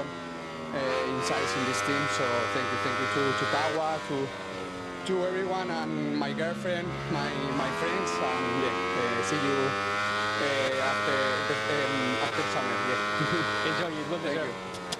Come on, have una foto ahí para ti. There's a rider who's going to enjoy his summer break. As you can see there, really enjoying the celebrations of David Salvador here today. It's the second win of the campaign for the championship leader, puts him 27 ahead of his closest rival, which is his teammate Antonio Torres. These are the key moments, of course, from the race. He was always featuring at the front of it, as he always does in 2026, and this time he got it pinned and held on under immense pressure from the likes of Thompson, Seabright, but not just the podium finishers. Antonio Torres was there, Bianchi, Artigas, Matteo Benucci had a late charge, Jeffrey Bowes was at the back of the group as well, but it's David Salvador who gets to celebrate hardest here in Misano. Yeah, and for Salvador, as he said, to see us after the summer break, I'm really curious to see what all these riders do during the summer break, because quite a few of them are going to race in the Domestic Championships, whether that's the ESBK Championship or it's coming back here to Italy for the CIV series. But we will see quite a few of these World Championship riders in action, just because otherwise it's 3 months, just 3 months of waiting to get back on track, and you can use that bike fitness very quickly. But 3 rounds to go, and Salvador with that 27-point advantage. It's a big lead right now, but it can turn quickly. 3 months is a long time to wait for our next sport bike race. I don't know if I can do. I'm on the edge of my seat every time I watch it, so 3 months is a long time, but I really cannot wait for Magny, Cork, Cremona and Jerez when we have the final 3 rounds of the campaign. See what surprises it has in store. We have a very international podium here, starting off with Fenton Seabright from the UK, Carter Thompson all the way from Australia. But on the top step is another young prodigious Spanish talent, David Salvador, who continues to enjoy all of the celebrations from the top of the podium. Each rider now will receive their trophies for what was a brilliant race and one that will live long in the memory. It's a great way to sign off for a few months, particularly for these three riders who get to enjoy the silverware. For the likes of Torres, Artigas, Vannucci, they'll have 3 months now to prepare for Magny-Cours, try and find a little bit extra, particularly someone like Matteo Vannucci, who we've already seen take race wins and podiums and always be at the business end. He just seemed to be a little bit further away this weekend than we're used to seeing him. You know, we've seen him in the front row in Moston Aragon, a race winner in Moston Assen. He was on the podium, pole sitter in Portimao. So just this weekend we saw him a little bit further away. That P8 finish would be his equal third worst result of the weekend. There was a couple of the year, I should say. But focusing on the riders who have gotten themselves onto the rock today, it's the Pradina Kawasaki's who lead the way. A 4th win of the season for the Pradina Kawasaki team. It's their 2 riders of Salvador and Torres who have taken the only repeat victories in the 2026 FIM Sport Bike class. Everyone else is just a one-time winner, but Salvador and Torres have now got 2 wins each to their name. Not for the first time in Sport Bike, and probably not for the last time. We're going to hear the Spanish national anthem in honor of the victor.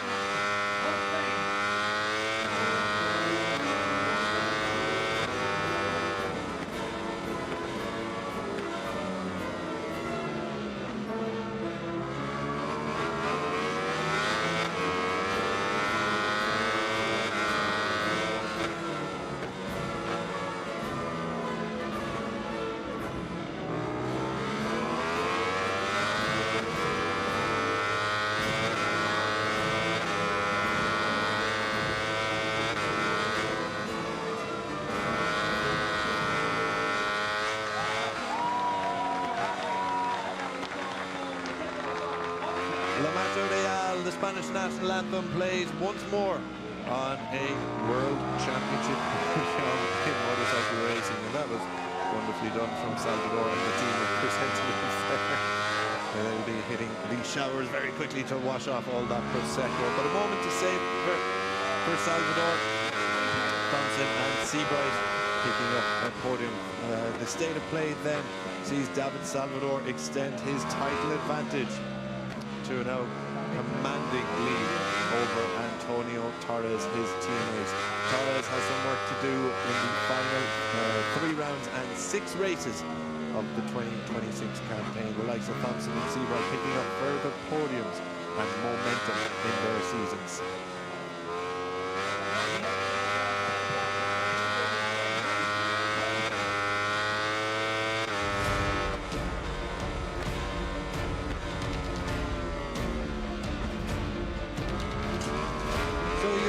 Results from the Pirelli Emilia Romagna round here in Misano see Salvador take the win over Thompson and Seabright. Torres, Bianchi, Artigas pissing out, as did Bowes and Vannucci, Gadget and Jose Asuna rounding out the top 10.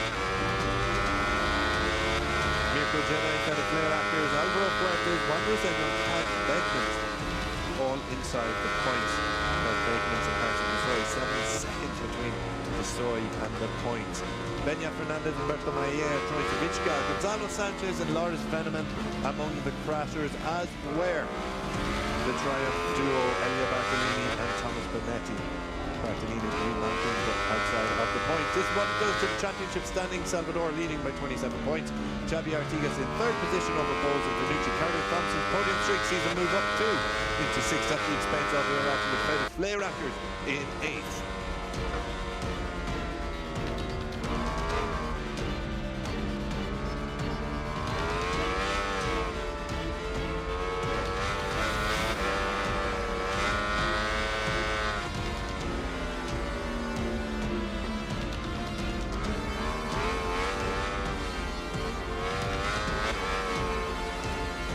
Manufacturers Championship then, Kawasaki extend their lead over Triumph to 70 points, Suzuki in 3rd, 80 points behind with Aprilia in 4th, Yamaha, Honda and Kove all awaiting their first win in the class.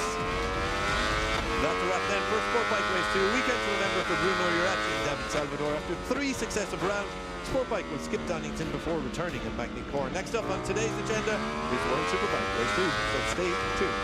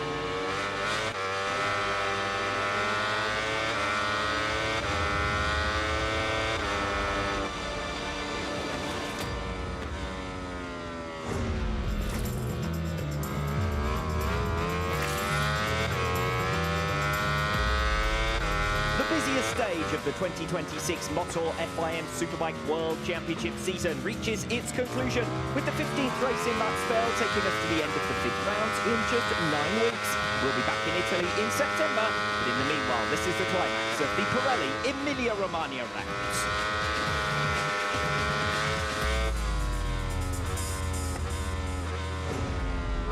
The Misano World Circuit Marco Simoncelli is one of WorldSBK's 4 classic venues.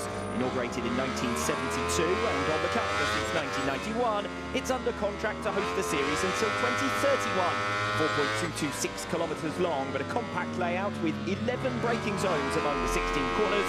Nonetheless, only 3 of them are considered demanding, and just 27 seconds are spent on the brakes here. The start-finish straight might only measure 510 metres, but almost 200 of that is the braking zone into Turn 1, a major incident hotspot. There were 29 crashes here last season, the most of any corner at any circuit. And if riders get in deep, there's also an opportunity to pass on the switchback into Turn 2. The longest time spent on the brakes is into Turn 8, La Quercia, 4.6 seconds to scrub off over 200 kilometres per hour. This is where Nicolo Bulliger passed Iker Lecuona to win Race 1 yesterday. The fastest overtaking hotspot is Turn 11, sliding almost full throttle in 5th gear into the eye-watering Curvone, where Bulliger made his moves last year. He set a new race lap record this morning, some 7/10 of a second faster than the previous best, set in the corresponding race 2 years ago.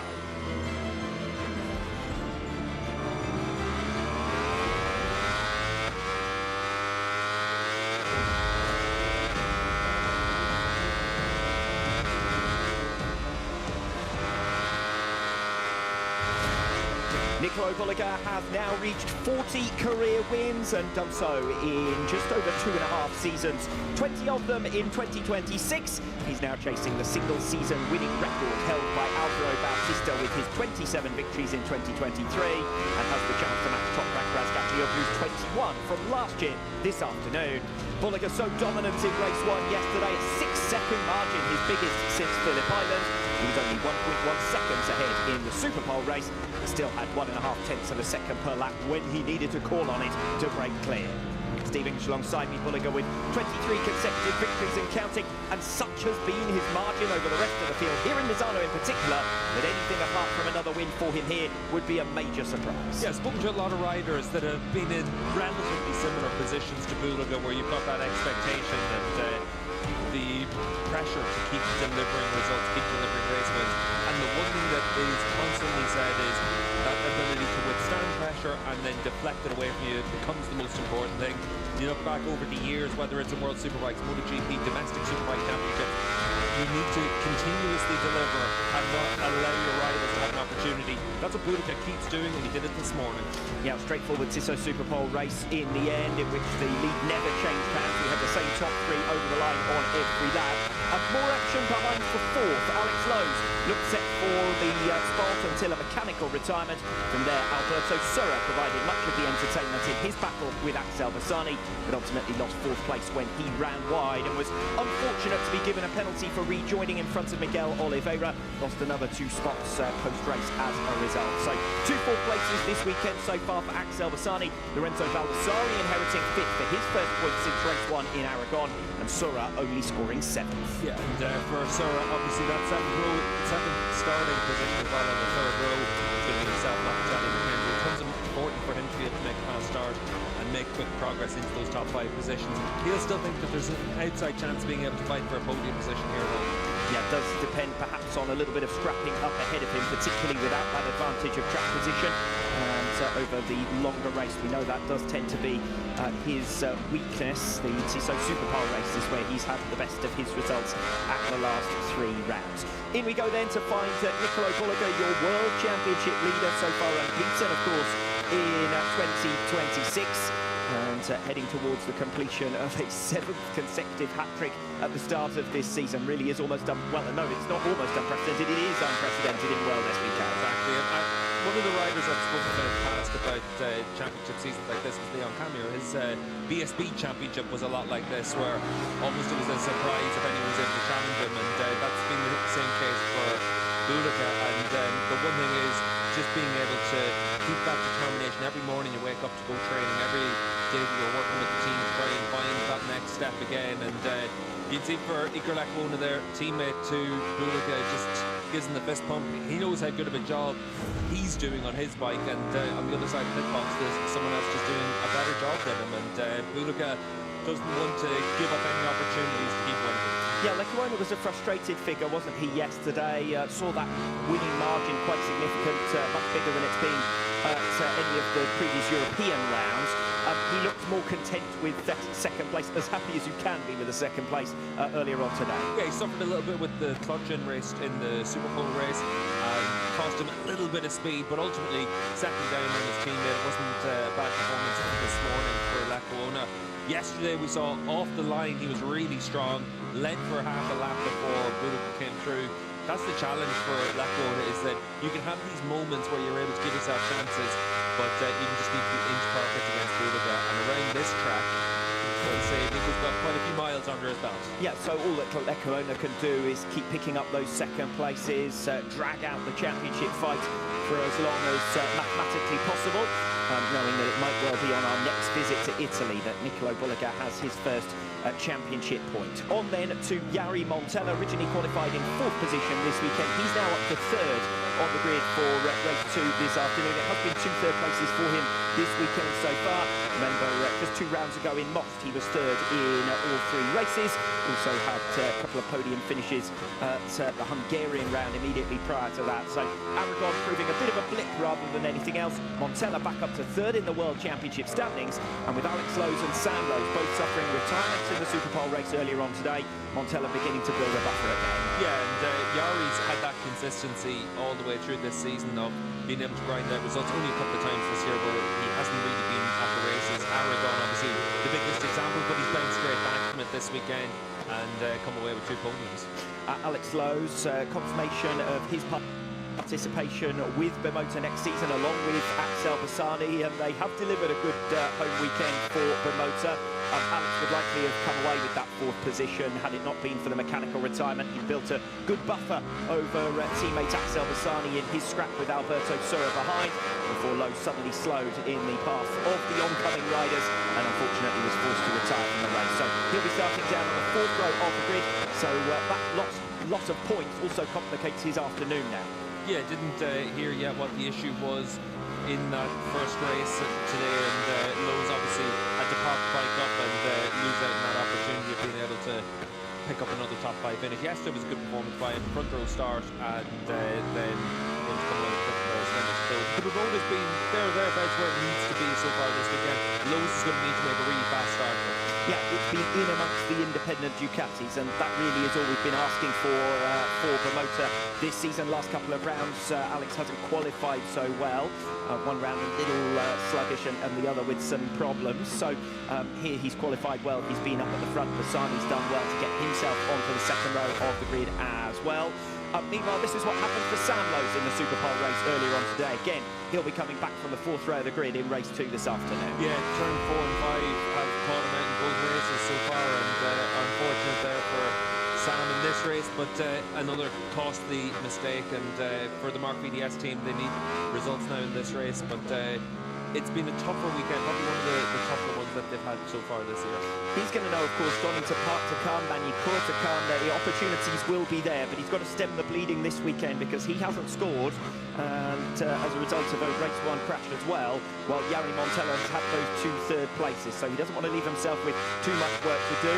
Axel Bassani now 14 points away from Sam Lowe's. He's up to 6th in the World Championship standings, got ahead of Lorenzo Baldassari yesterday when Baldassari failed to score. Bassani with an excellent race 1, stalking and passing his teammate to come through for 4th place. Bassani's just ridden really well here this weekend, and that's the Bassani that we need to see all the way through, because consistency is the one problem that you have with Axel, and when you look at what he's capable of, that's why you get a factory seat, but you need to make sure that you're able to deliver those performances week in, week out.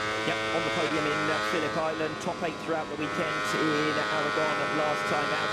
And the 2 fourth places this weekend thus far in Misano, certainly his best performances of the campaign as pit lane opens with 21 laps to go. Here's a reminder of the news announced earlier on this weekend that Brembo will be exclusive braking system suppliers for WorldSBK from next season onwards. Of course, they're already supplying all but one of the teams on the grid in 2026, but a new braking system entirely coming in next season. Yeah, and obviously whenever you bring in the carbon ceramic discs for next year, you want to have it where everyone's able to use that, and ultimately to have them in as a partner for the championship takes away one element for teams and manufacturers to think about as well, where you don't have to look and see, are we giving up a little bit something in this area to another, so that should help a little bit as well, just with the competitiveness. So riders making their way out onto circuit. Miguel Oliveira, highest grid position that he has had this weekend so far. He starts from 6th, and when he has qualified well earlier on in the season, he's been able to run at the front and challenge for podiums.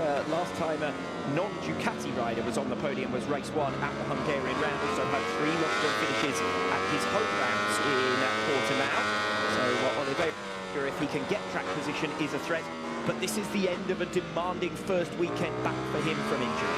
Yeah, and for Oliveira, it's one of those situations where the long race becomes really difficult. That's where he wants to be involved in a battle, just to keep his focus all the way through. Reminder of the tyre allocation, and very little variation in tyre choice for race 1 yesterday. Stefano Manzi was the only man who opted for the harder SC2 front tyre. Otherwise, the rest of the field on the SC1 front, and everyone as expected on the SCX rear. It is the softest available for the feature length race. Yeah, and here in Misano, we haven't seen that significant drop in the rear tyre. Front tyre has been more of an issue for some riders, but ultimately, we saw in yesterday's race all but Manzi out there on the same front tyre. So a look at the starting grid, and just a single change to the front row after the Superpole race with Jari Montella up into P3. Biggest winner over the 10 laps this morning, Miguel Oliveira gaining 5 spots to start on row 2. Axel Bassani and Taz McKenzie each gained 3 places, Bassani into 4th and McKenzie into 9th.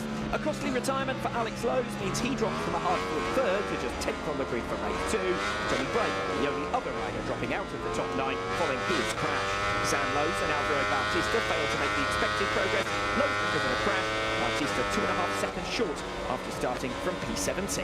For Alvaro all the way back onto that 6th row, it's such a difficult race now for Bautista. He's already feeling the effects of those injuries from Most, but it's a long race here for 21 laps. He'll come back in towards the top 10 once again, but just not what he needs for a tough weekend whenever you're trying to make sure that for next season we're still going to integrate. Even longer race in perspective for Gareth Gerloff, starting from the very back of the grid after his crash in Superpole. Yeah, and for Gareth, that just means it's a weekend where that Superpole session just conditions the rest of your weekend, and you can't afford to make a mistake like that.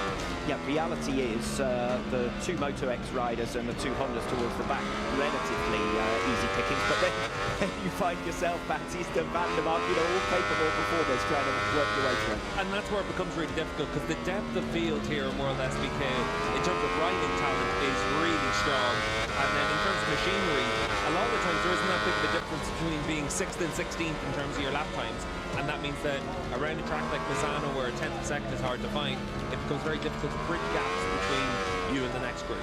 So Nicolo Bulliger will start once again from pole. He has won every race of this season, and all of them from pole position. He'll be lining up alongside Iker Lecuona and Jari Montella. Victory in the Superpole race earlier on today for Bulliger, a 40th career victory, 24 wins in a row, and 76 career podiums from 92 race starts, making him the Italian with the most podiums in WorldSBK history. Yeah, and that runner form, he's out there making sure he can make it 21 wins in a row to start the season. World Ducati Week is in a couple of weeks. You'd expect that's where his future is confirmed, and the move to MotoGP, all for the formality it seems, but for Bulliger, he's earned that move just by being so dominant this year. Iker Lecuona, 2 second places for him, hasn't been able to add to his laps led so far this weekend. He did streak away off the line to pass Bulliger in the run through turns 1 and 2 on the opening lap of race 1 yesterday, but ultimately in their seasons.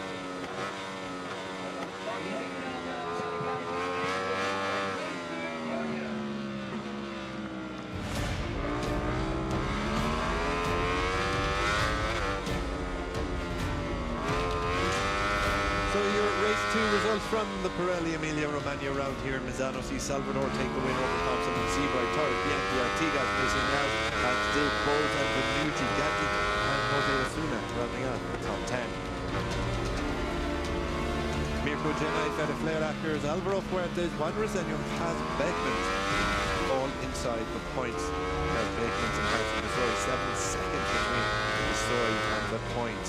Benya Fernandez, Humberto Mayer, Troy Savichka, Gonzalo Sanchez and Lawrence Veneman among the crashers, as were the Triumph duo Elia Bartolini and Thomas Bonetti. Bartolini remarking but outside of the points. This one does to the championship standing. Salvador leading by 27 points. Xavi Artigas in third position over Bowes and Venucci. Carter Thompson's podium streak sees him move up 2 into 6th at the expense of Iraqi and Fede Fleerackers in 8th.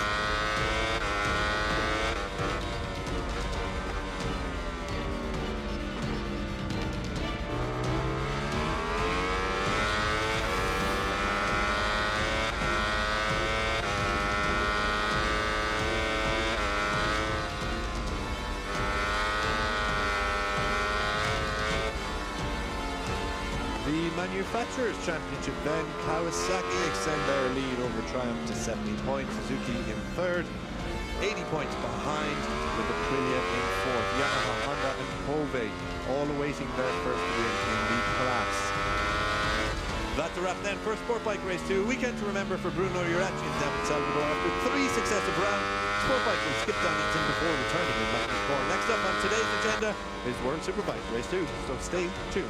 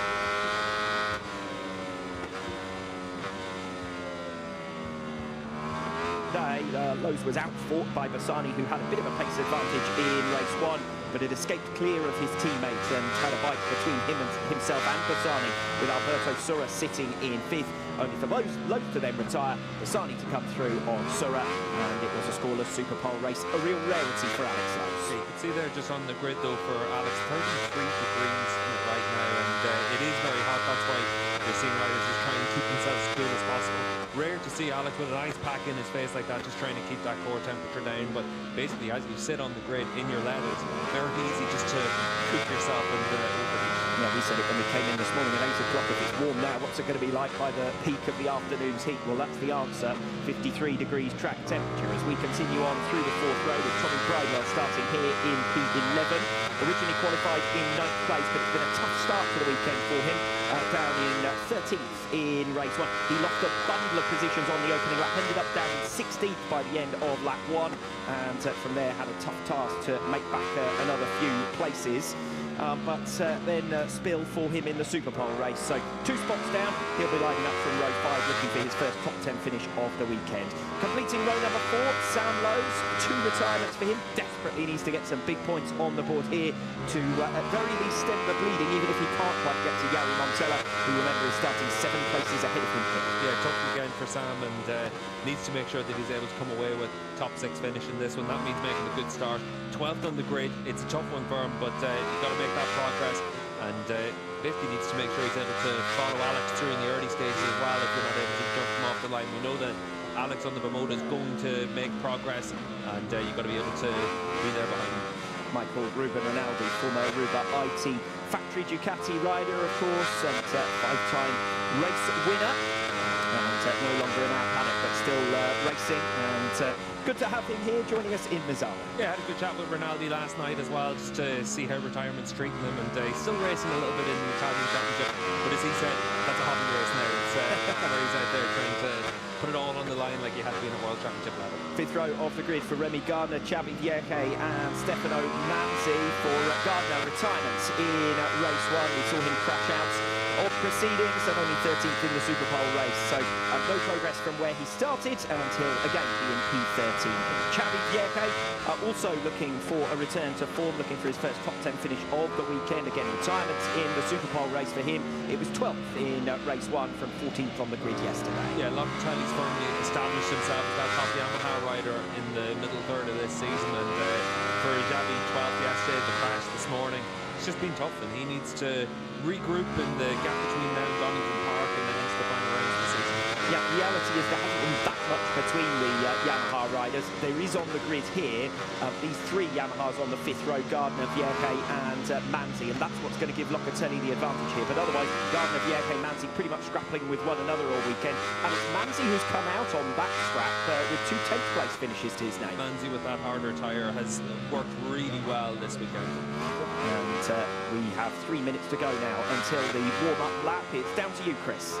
Yeah, thanks very much, Alex. I'm joined by some World Superbike royalty here, Neil Hodgson, former world champion, of course, in the paddock here, supporting along the guys. Neil, I just want to ask you, we're witnessing one of probably the greatest Superbike seasons of all time. Nicolo is just on such a hot streak of form. As someone who won a world title in a similarly dominant fashion, just from Nicolo's perspective, what are the biggest challenges he has now? Well, I think he's got such a lead now. It's almost like the pressure's off. I had a good start to my season, but then I crashed quite early on and then lost a bit of confidence. But you watch Brüliger around the track. I've been here all weekend. He rides absolutely perfect. He gets the most out of the bike. He's clearly confident, and he doesn't look like he's going to make a mistake. So it must feel fantastic being him. And just very quickly before I let you go, it is an incredible season he's having. Where do you think it ranks among the great Superbike seasons? Well, do you know what? It's got its own qualities because we're experiencing something unique. And I said this many years ago when Marc Marquez won the first 10 races in MotoGP in 2014. You have to admire the talent and skill. You're watching someone, man and machine, in perfect harmony. So enjoy it while it lasts. We will. Thanks for joining us, Neil. quite relaxed back in my seat there. I thought I was back home watching the GP, but there we go. We're getting through the starting grid here with 22 riders in the field. It's an all Ducati front row. Nicolo Bulliga, Ika Lecuona and Jari Montella. But will they finish that way, the same way they finished both races this weekend so far? Can anyone spring a surprise? Perhaps Lorenzo Baldassarri from the second row, or either the promoter or the BMW, Massani and Oliveira. They'll be hoping to make a fast start here, but there's one man they've all got to catch, and that's Nicolo Bulliga.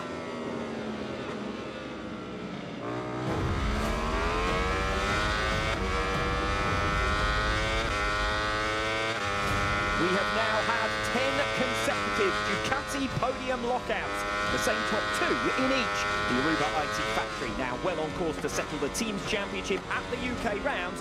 Another 4-1-2 finishes and they would be certain of the title before the summer break, and that would also be good enough to give them the manufacturer's title. In that recent spell this season so far, we have had identical podiums in all three races of the Portuguese round, with Miguel Oliveira joining Bulliga and Lecuona on the rostrum, at the Dutch round and the Aragon round with third places for Sam Lowe's, and in Most, where the factory bikes were joined by Jari Montella. The same top three as in the first two races of this weekend so far. Montella now looking to complete the sets and extend his points margin.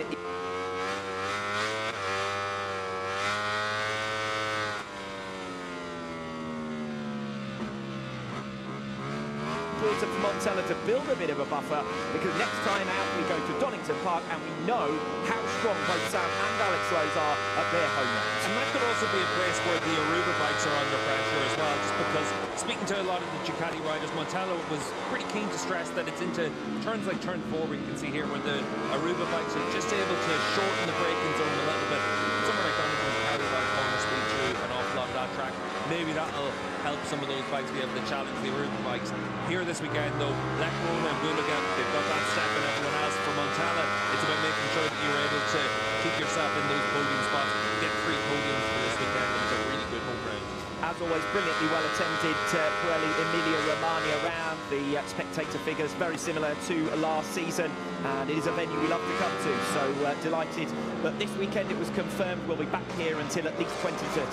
Yeah, I love this place, and for everyone to come to this track once is something that should happen, because there's so much history around this track.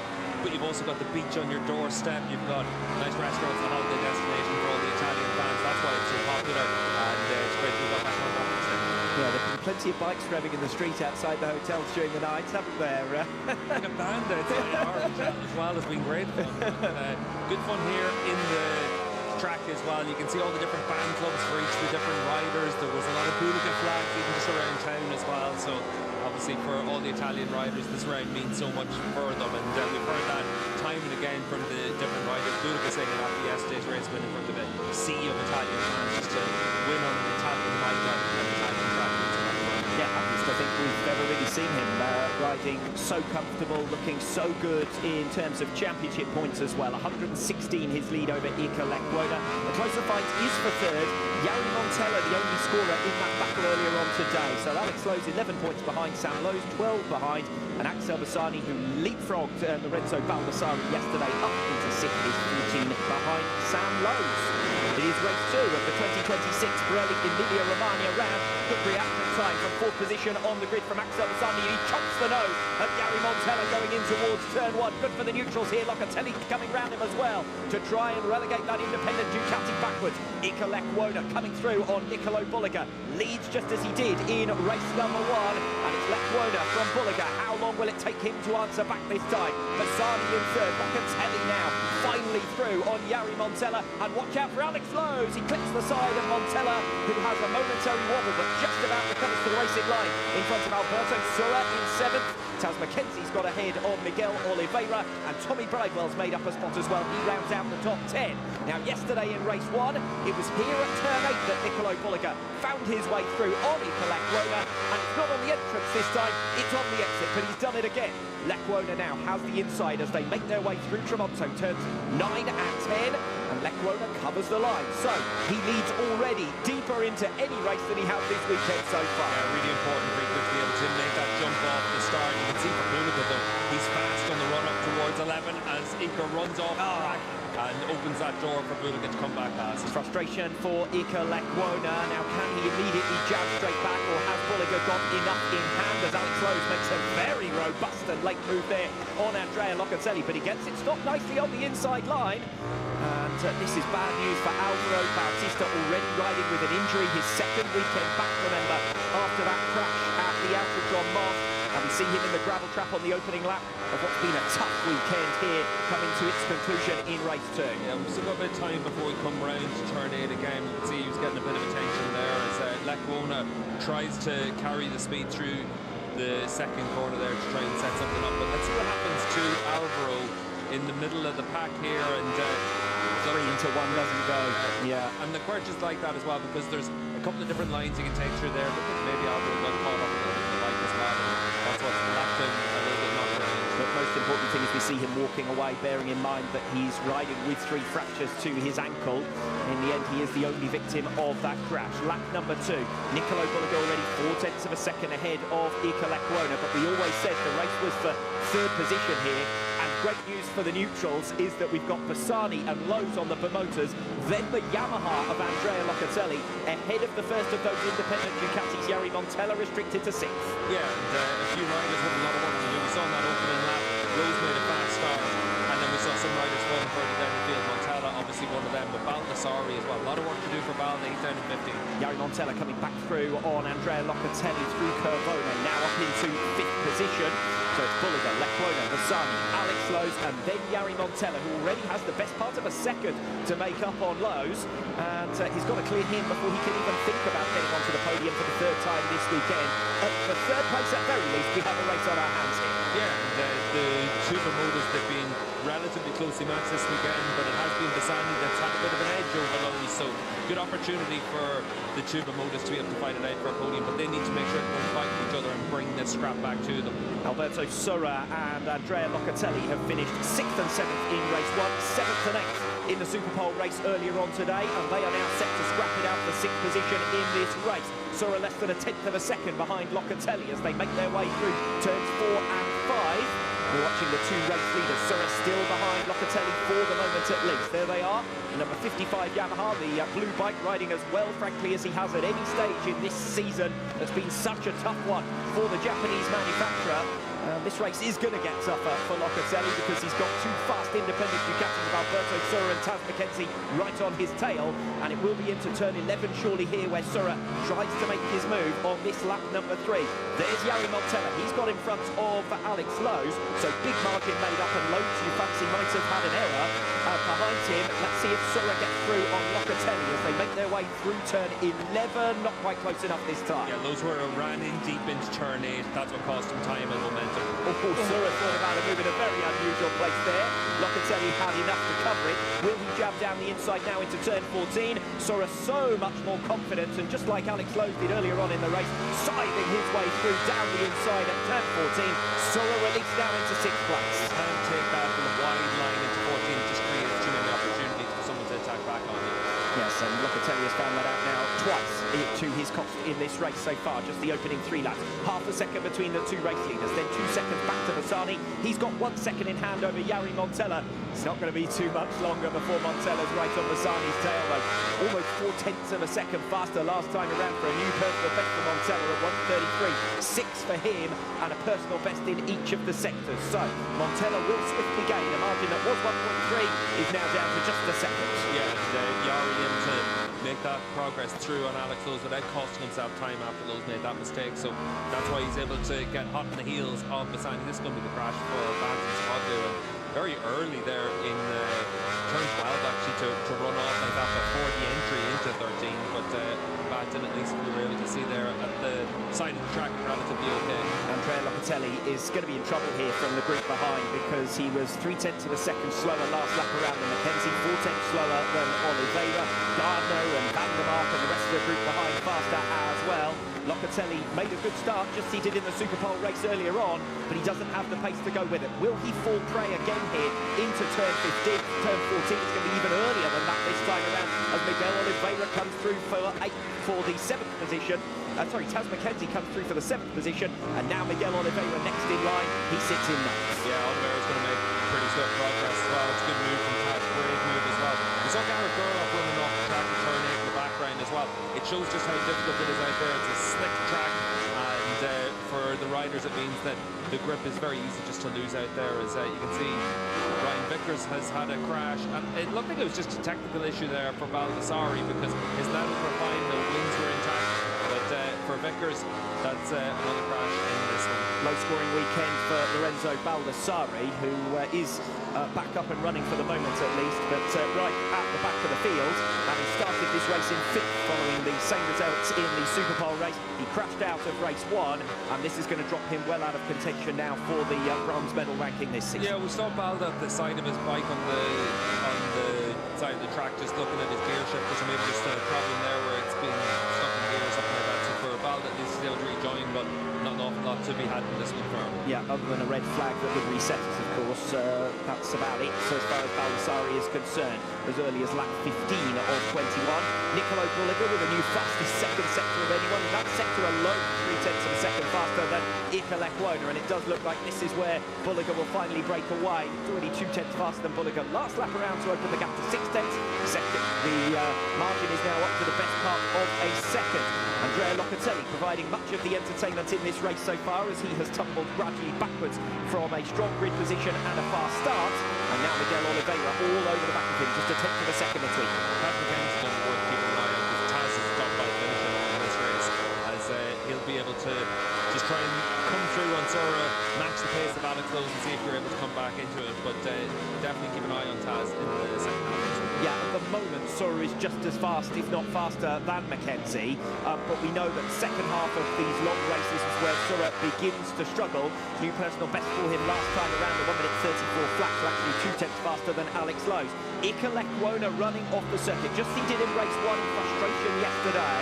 He's now 2.4 seconds back. Part of that comes down to Nicolo Bulliger's new fastest lap of the race, a 1:32.735. Yeah, the exact same as what we saw yesterday from Ika, unfortunately, and the race will run now for Bulliger as long as he's able to stay mistake free. He'll be able to manage this race via his pit board. Lekwona needs to do the same. He's got the similar gap back towards Bassani, 2.5 seconds either way. Yeah, it was always the reality that the race here was for 3rd position, but we didn't realise quite how good it was going to be because Bassani made that fast start, cut across the nose of Jari Montella. Other riders got ahead of Montella as well, and that's given him a buffer of the best part of a second now. Bassani ahead of Jari Montella, actually opening the gap on this lap 6 so far. You can see a bit of frustration there in the Pacelli pit box, and just tough again for them with Gareth Gerloff here. As Gerloff tries to regroup after that mistake a couple of laps ago. Miguel Oliveira off the circuit altogether, having been right on the tail of Andrea Locatelli. He's now in the clutches of Remy Gardner. He's lost 0.4 of a second in that one sector alone there, and Gardner's punished him for it. So Oliveira, instead of fighting Locatelli for 8th position, remember those two had a scrap over 7th in race 1 yesterday. Oliveira now finds himself down in P10. Yeah, and for Miguel, it's about trying to make sure that you're able to be consistent. He's obviously got that injury that he's had to deal with. This is a tough physical race, and in 34 degrees air temperature, it's just really difficult for the riders, especially once you're behind another rider and you don't get any of that relief from a little bit of fresh air. So 3 seconds between Nicolo Bulliger and Ika Lekwona now. Another 3 back to Axel Bassani. Jari Montella coming back at Bassani in the 3rd sector of that previous lap. So again, the margin is back to half a second. Then a second to that scrap between Alex Lowe's, Alberto Sora still a second behind him, not making any progress as yet. As Miguel Oliveira, well, we did see him slowing up after running off the circuit last time around, and he slowed up again. Now this is going to be terminal for him. And the weekend that obviously has been a tough one physically for Miguel Oliveira. Looks like it's going to finish with a non-score here in race 2. Yeah, but it's been good to see Miguel back out on track, and he's ridden well and shows that there's a lot of potential between him and the BMW Black. Yeah, 8th and a 6th in the 2 races thus far. It does look like being a non-scorer here in race 2, and the positions being somewhat settled by attrition. Worth mentioning that Sam Lowe, so we saw him a couple of moments ago, he's now up to 12th place. Chapter, Bridewell, Gerloff, Ratto, all still running, and Manzi, Baldassarri, Vickers, they're all riders who've hit problems earlier on in the race at the back of the field, so some points to be gained here for Sam. Yeah, and just you can see there for him, just doesn't look confident on the bike, and obviously after those 2 crashes, it's going to be tough to bounce back from it, but this just looks like it's a race where you're trying to come away with a top 10 finish with a bit of attrition in front of you. Yeah, a little bit like the end of the weekend in Most, where he failed to score in the first 2 races and took 12th place for 4 points in race 2 at the end of the weekend. In very similar scenario here, not least because Jari Montella is closing on Axel Bassani and does have the chance to make it 3 podiums out of 3 this weekend. Yeah, and for Jari, obviously, he's got that confidence, he's got his tail up, doesn't want to give Bassani the chance of nabbing a home podium, but Axel's riding really well, still lapping in the 33s, and only a few tenths of a second slower than Leclerc in front of him, so Axel this weekend has been as good as we've seen from him since Phillippi. If Bassani gets on the podium, I'm claiming it for me, because I made such a fuss over the 10 Ducati podium lockout at the start of the programme.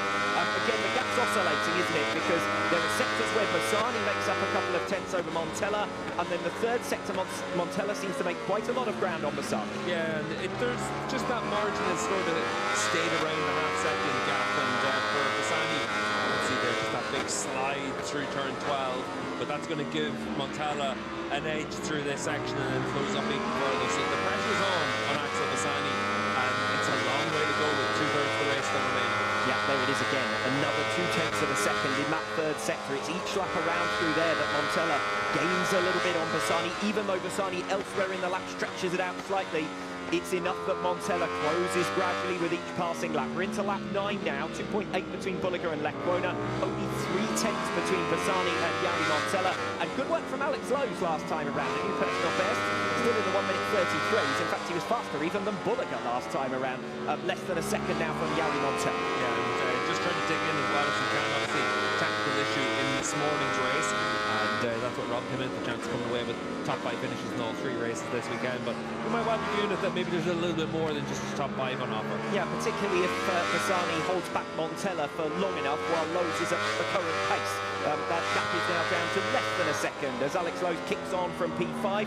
Just in the background of your shot, you can see that Alberto Surra still ahead of Taz McKenzie. There's only 3/10 of a second between them. A little bit of dust there as well for the riders to come through, but obviously at this stage of the race, the groups start to stretch out a little bit, and for Axel Bassani trying to make sure that you're just able to hit your markers. The next couple of corners, that's where we saw him have that big slide last time around.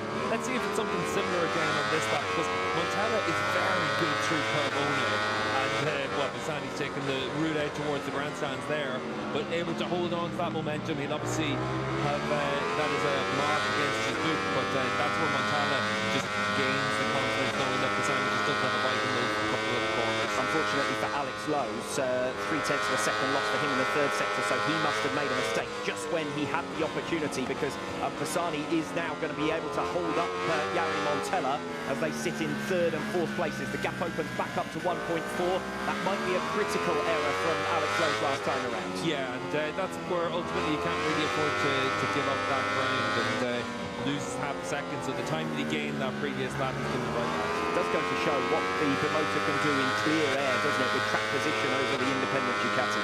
Yeah, the Bimota's a really good package, and one of those situations where if you left it where we just had a 21-lap time trial, you'd fancy their chance of being able to fight against the independent bikes, but ultimately when you're in a race, track position matters.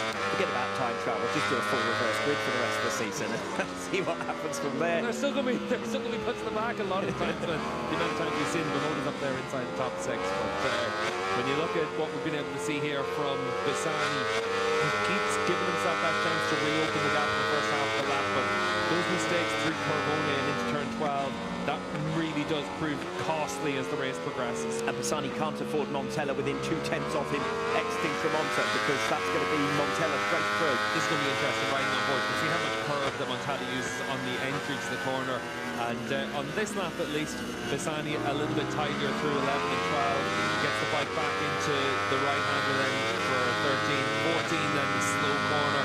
You can see that Axel's a lot tidier there than Montella was, but Montella's still able to carry the momentum through now. So Alex Lowe's a 1:34.8 last time around. That's why he's dropped off the back of Montella, who'd put in a 1:34.2 on lap number 9. We'll see what the times are like at the end of this one. Alex Lowe's has had his last 2 laps where he has exceeded track limits at turn 11, so he's going to have to be careful of that one. Faster than Montella by a fraction last time around, which is all he can do at this stage of the race.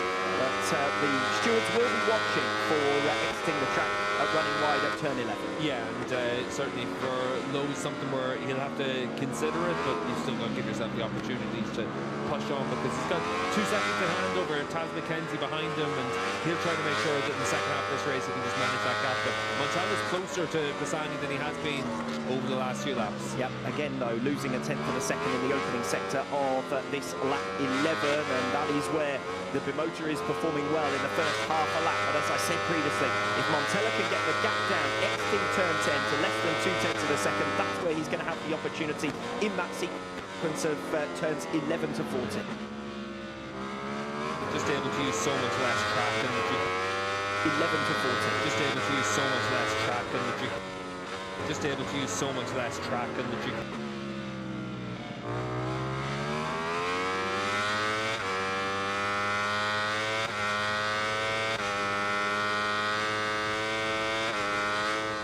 Can get the gap down exiting turn 10 to less than 2/10 of a second, that's where he's going to have the opportunity in that sequence of turns 11 to 14. Just able to use so much less track in the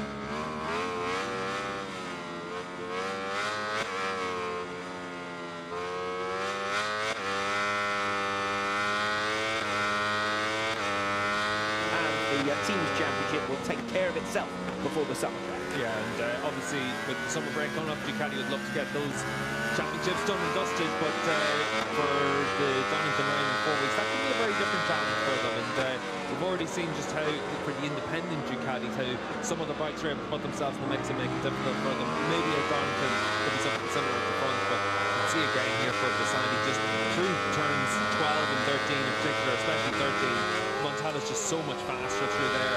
Bassani's having to use all that angle to try and get around there. It's going to be a long last 9 laps for Bassani to try and hold off Montella. It is, but he's done a wheel-perfect job thus far, hasn't he? We haven't seen too many issues or mistakes from Bassani that have been punished by Montella at very least. And again, crosses the line, half a second in hand. So where he needs to, Bassani is just about doing enough. We did also see Montella running a little bit wide there through turn 14 at the end of lap 12, and that's given Bassani a bit more breathing room. Yeah, and Axel is doing a really good job. We saw in yesterday's race as well, he was able to be mistake-free. This is one of those weekends where he's been at his best, and that makes it difficult for Montella to come through. And this is where experience matters as well. Bassani obviously has plenty of starts under his belt. Montella, first season really as a regular front-running contender. So that's where for Jari, this is one of those situations where you need to just bide your time. Yes, Axel Bassani reached 200 starts yesterday, while Jari Montella is still in the 50s. His 100th start for Barney Ducati, including his 44 Supersport starts for them. But Jari Montella sitting in 4th place here, still not able to find a way through on Axel Bassani. It is a race long scrap. It's the one we anticipated, and I'm so glad we've got it because it's quietening down further back down the order. A quick mention of the Yamahas while we've got a moment. Andrea Locatelli less than a second now behind Alberto Sura in the race for 7th. And Rennie Gardner starting to close up as well last lap around. A 1:34.1 for him compared to a 1:34.3 for Andrea Locatelli. So Gardner does at least have a chance of finishing top Yamaha. Yeah, and you can see here for Bassani just how hard you have to push to try and keep Montella behind him in the areas the track where your bike is working well, and he's certainly able to have a lot of confidence in that front end, and he's making it count. Yeah, new personal best second sector last lap around for Jari Montella. That's what he's got to do. Iron out the areas of the circuit where Bassani is at his strongest, so that when he heads into the sectors of the track where he can make his advantage, he's close enough to try and pass. Yeah, they're both still lapping within a couple of tenths of a second of their fastest laps of the race, so they're doing a really good job to be able to maintain that consistency. And for Bassani, you can see there for his crew with Yuri looking on as crew chief, just trying to make sure that their man had the bike underneath him that he needed. And for Axel, bit of a bobble on the entry into 8. but he's doing everything he can. And still, Alex Lowe's maintaining the same pace as the two riding ahead of him. The gap's still 1.3 as it has been for most of this race. The problem for Alex all dates back to that retirement in the Superpole race. Otherwise, he'd be right there in the mix for the podium as well. Yeah, and I think for Alex, that sort of top 5 is a really good finishing top 5 yesterday and would have been in the Superpole race, and that's the sign of a good, consistent weekend for Lowe's. Let's look back through the order then. This is Taz McKenzie. He's up to 6th position. Remember, started the weekend with 12th in Superpole, climbed to 9th in the Superpole race, now up to 6th. So good progress as this Emilia Romagna round has gone on. Over a second ahead of Alberto Surra. Another second back to Locatelli, who is fading now compared to Surra, having initially put a bit of a spurt on to try and close him down. And he might have Gardner for company in the final third of this race, which would be some effort from Remy Gardner. As for BMW, Michael van der Mark in the top 10. Obviously, a lot of chaos in the early laps of this race, but I think that would be a well-deserved effort from van der Mark, who did, to be fair, finish 11th in the Superpole race earlier on today as well. Yeah, and just the pace is the key thing for Lecona all the way down to Surra.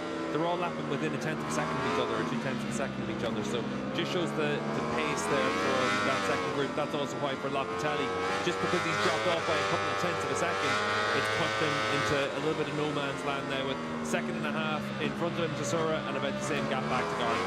Now, Jari Montella last time around slipped his pace slightly, a 1:34.250. Again in the opening sectors of this lap 15. Bassani pulling further clear. The gap is now 7/10 of a second. This is an opportunity for Bassani to really consolidate that podium position. Yeah, and we saw last time around how much Axel was pushing down in towards turn 8. Big bobble in the entry, just trying to get on the race, that the speed's dropped off. So we know that he's given it everything he has. Montella might well have to just settle into this one and just say, do you know what? If I come away with 2 podiums and a 4th place finish, that's ideal. That's exactly what I need to do for third in the World Championship. Yeah, he's ahead of Alex Lowe's in 5th. He's ahead of Sam Lowe's in 12th. So it would be big points gained over the course of this weekend if things were to stay as they are at present. Montella would be 21 points up on Sam Lowe's and 13 points up on Alex Lowe's, going admittedly into the UK round, home round for both Alex and Sam next time out. And Sam in particular is going to be keen to reset after this one, as he has done previously already, of course, because he had a miserable weekend in Most and then immediately 3 podiums in Aragon last time. Yeah, and I think that's where it becomes important to be able to have that bounce back. Obviously in Most, one of those tough weekends, he was able to bounce back from it, and needs to do the same after this round and just regroup, get your points there in this race and just move on from Misano. Lap 16 of 21 then. Your closest fights are outside of the top 10 positions. Michael van der Mark 1/2 second ahead of Xavi Vierge, 10th and 11th places. Sam Lowe's still with a chance. He's a couple of tenths faster than both of the riders in front of him to get into the top 10. 1.5 seconds then back to Garrett Gerloff, who I can tell you has just got through on Untitled Chapter for 13th. Last those point-paying positions occupied by Tommy Bridewell. It's been a tough weekend for him. It has been a tough weekend for Bridewell, and certainly we were able to see in the Superpole session him to come away with top 10 qualifying effort, which was a good performance for him. Lap 16 of 21 then. New personal bests from Ika Lecona still this late into the race in sector 2, but the gap is 4.6 seconds still between your top 2. Nothing Lecona can do can bridge that. Yeah, important here for Bassani. We've mentioned about the fact that he's been able to maintain his pace and keep opening those gaps. One of the key things for him, just trying to manage his pace all the way through the race, and they've done a good job with that bike and the compromises that you need to make sure at the end of the race you've still got as much feeling as you can at the start of the race. So they're doing a really good job with the Bassani bike. And still 1/2 second ahead of Jari Montella in that fight for a place on the podium. Alex Lowe's 1.5 seconds back now in 5th. He's settled in to bring that one home, you would suggest. I think certainly at this stage, knowing that he's got a comfortable margin in hand over Taz McKenzie, just got to make sure you get to the finish. Taz coming under a little bit of pressure there from Surra. That gap down to just over 1/2 second. Yes, as you say, margin, gap, he'll take either at this stage of the race, just to have a bit of breathing room. Checker flag. Alberto Surra doing well in the late phase of the race. This is important for him because we have seen it particularly the first few rounds of the season where he just burned up the tyre and tumbled backwards. Obviously the better grid position and not stressing himself fighting as much has helped over the last few rounds, but he's actually starting to come back at Taz McKenzie here. As we see Axel Bassani from 3rd position going down, I think that's Lequercia, and out of a podium position just 5 laps from the end of race 2. Disaster for Bassani after a near-perfect ride throughout this afternoon. Yeah, such a shame for Axel. We did see that moment on the entry to Lequercia a couple of laps ago, and just trying to get himself the chance to pull right on board with Montella. And you can see for Yari as well, very easy to get sucked into that corner and almost have the same incident. Bassani here. Oh, the front just goes away from him. What a shame. After such a great ride as well. And there's the reaction in the pit box. They can all barely believe it. And there is Axel Bassani. Gravel still coming out as he makes his way round. He's obviously out of contention for the points-paying positions. And what a different end to this weekend it could have been after 4th place finishes in races 1 and the Superpole race. And he was looking good to end the weekend on a high with a rostrum finish, and instead now we're looking at yet another Ducati podium lockout of Bolliger, Lecuona and Montella, as it's been throughout this weekend. Yeah, it's such a shame there for Bassani, but he's ridden really well this weekend. Obviously has his contract extension in the bag for next season, but he wanted that podium, and he had done enough to be able to keep that gap, but it shows just how hard you have to ride. Even when you've got what looks like a comfortable margin in hand, you're having to be on that limit at all times. Yeah, and maybe even more so with that package. That's why the Ducatis have so often this season said, well, the advantage that they have is the comfort they can ride the bike with, particularly when they're in clear air, and they can pick their line, they can carry a lot of corner speed without too many risks. Yeah, and ultimately for Bassani, you can see the disappointment for him, and understandable, he wanted that home podium, but this is the best we've seen of him since round 1, so hopefully by the time we get to Donington Park, he's able to build on this as well and get himself ready for the last round before the summer break. Yeah, this is where the team comes in important, doesn't it? Needs a big arm round his shoulder now, and a round of applause. It was a good ride.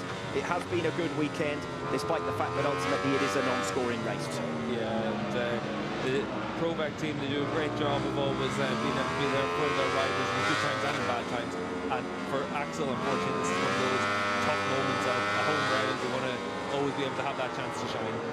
Bolliger leads Lecuona and now Montella in 3rd position.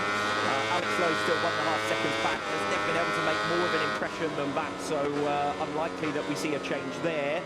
This is Sam Lowe's. He's now 11th place. Just hasn't had the confidence to pass Xavi Vierque. He gained on Vierque and Van der Mark about 0.2 of a second a lap, and once he's got there, he hasn't been able to find his way through. Yeah, after the 2 crashes this weekend, I think it's understandable for Sam that the goal is just get through to the end of this one, don't force an issue, and for him, it's just about turning and come away with the points. Problem is he's got the late race marks to Gareth Gerloff right behind him now, 0.4 of a second a lap faster than the 2 riders ahead of him, and Gerloff rubbing his hands together here with a chance of a top 10 finish, which from the back of the grid in all 3 races this weekend has been a tough round for him, but Gerloff with an opportunity to get some reward for his efforts here. Yeah, Garrett on the number 31. He's run wide, and that's going to cost him as he tried to close down Sam Lowe's, and Lowe's is now going to go elbow to elbow with Xavi Vierque. Vierque looks, takes a brief glance, knows that he's there, but there's nothing he can do. Sam Lowe turns the bike back nicely, and it's Sam Lowe's now up into 10th position, released from behind Xavi Vierque at last on lap 19. Yeah, good move there from Lowe's, and good riding from Xavi as well. Just for Garrett Gerloff, last time around, still within 1/10 of a second of his fastest lap of the race. So, like you said, Alex, just always a master at the end of the races and managing that tyre. Now, can Sam Lowe's get after Michael van der Mark? Has he got time enough on these last 2 laps? Extra point for the World Championship, of course.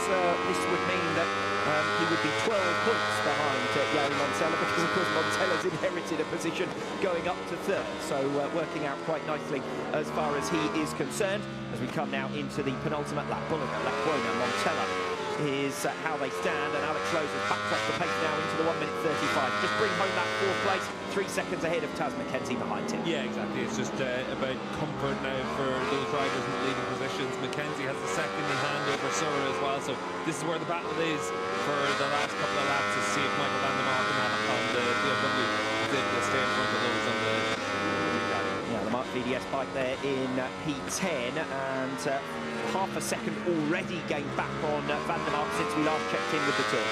Yeah, and it's about trying to just make that move with confidence and make it nice and clean, just like he did last time around in Xavi Vierque.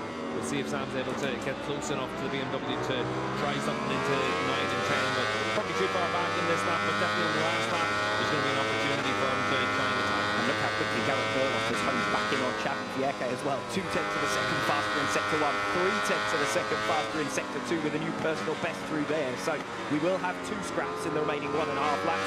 Van der Mark versus Sam Lowe's now 0.3 of a second between them, 9th and 10th. 0.2 of a second between Vierke and Gerloff, 11th and 12th. Yeah, and Gerloff, again, just so good at the end of races. It's one of those things where for a team, it's always tough. You're trying to find a way to get him switched on earlier and earlier in races with the tyre. But this was a difficult weekend for him. Started at the back of the field after that crash in the Superpole session, and he's come through well. Nothing to choose now between Van der Mark and Sam Lowe's. Sam trying to pick up an extra place and World Championship points as he tries to limit the damage of a hat-trick of podiums this weekend in prospect for Jari Montella. Sam not quite close enough in towards turn 1, but he does set a new personal best lap of 1 minute 42.297. So again, a few tenths of a second taken out over Van der Mark, who's really going to have eyes in the back of his head on this final lap here. Yeah, and again, for Sam, you can just see just the effects of the 2 crashes earlier on in the race. To try and make sure you're able to manage things then to just avoid him making another mistake. But if he's able to pick off Van der Mark, at least the top 9 is something where he's been able to recover well, having been outside the points earlier in the race. Emilia Romagna in the low 1 minute 34s now, but relentless pace in the mid 1 minute 33s for much of this race. And he has amassed a lead, and it's coming up towards what it was at the end of race 1 yesterday, disappointingly for Emilia Romagna. Yeah, everyone's kind of just in that similar position as yesterday. Montella in and around that 13-14 seconds back of the race winner, and Bulega just able to soak it in with the crowd. Enjoying his support at home this weekend, Nicolo Bulega claims the record for the most hat-tricks in a single season. Bulega's 7th unbeaten weekend in 2026, and it is yet another Aruba IT Ducati 1-2. Lecuona in 2nd. 3rd will go to Jari Montella. A little bit of a gift with the fall for Axel Bassani, but it is 3 restaurant finishes at the Emilia Romagna round for him and Barney Ducati to celebrate his 100th start with the team. Alex Lowe's over the line in 4th position, his best of the weekend, despite starting from 10th on the grid. And Taz Mackenzie with his best dry weather finish. It's P5 for him. Surra, Locatelli, Gardner in that order, and Michael Van der Mark delighted to cross the line in 9th, holding on ahead of Sam Lowe's by less than a 10th of a second. Yeah, another decent performance with Van der Mark in as that replacement rider for BMW. He switched sides in the garage this weekend. He had been working with Miguel Oliveira's crew for a few rounds. Now he's back with his old crew in place of Petrucci, but still able to grind out a decent result there in 9th. 5 seconds between Bulega and Lecuona in the end. So Lecuona, much as he might have thought after the Superpole race that he could make a bigger fight of it here, is going to have to wait on to the next round now at Donington Park to try and end the run that goes to 7 consecutive hat-tricks in 2026. He did a better job in this one for those early laps to stick with Bulega, but once he got past 5 or 6 laps, he ran off the track, and then the gap was just too big, and ultimately you can't afford to gift any time to Nicolo Bulega at this stage. No, leading every lap this weekend, starting all the races from pole, the 3 fastest laps. It has literally been a perfect weekend for Bulega. Yeah, new lap record and all the things that you want at your home round, and he's just relentless with that desire to make sure he's able to keep Lecuona in his place, and he's been able to do it all season. Quick word for Taz Mackenzie, great performance from him. It's also about not just the finishing position, but the riders that he beats, because he's ahead of Alberto Surra, who has been in a rich vein of form over the last few rounds, and that despite starting 2 places behind him on the grid here in race 2 this afternoon. Yeah, really good effort from Taz, and we've been able to see it where this season he's made that big step forward in terms of being able to give himself those opportunities to have some top 10 finishes, and a top 5 in dry conditions. That shows an awful lot for him, and it's good to be able to bounce back after the disappointment of the previous round in Aragon, and now he's got a really good weekend to show for himself. One of the big things for a team like MGM Ducati is that you want to have points scored in all 3 races, and Taz been able to do that this weekend. Yep, it was a 10th place finish, of course, 11th place finish in race 1, making it even better than it was.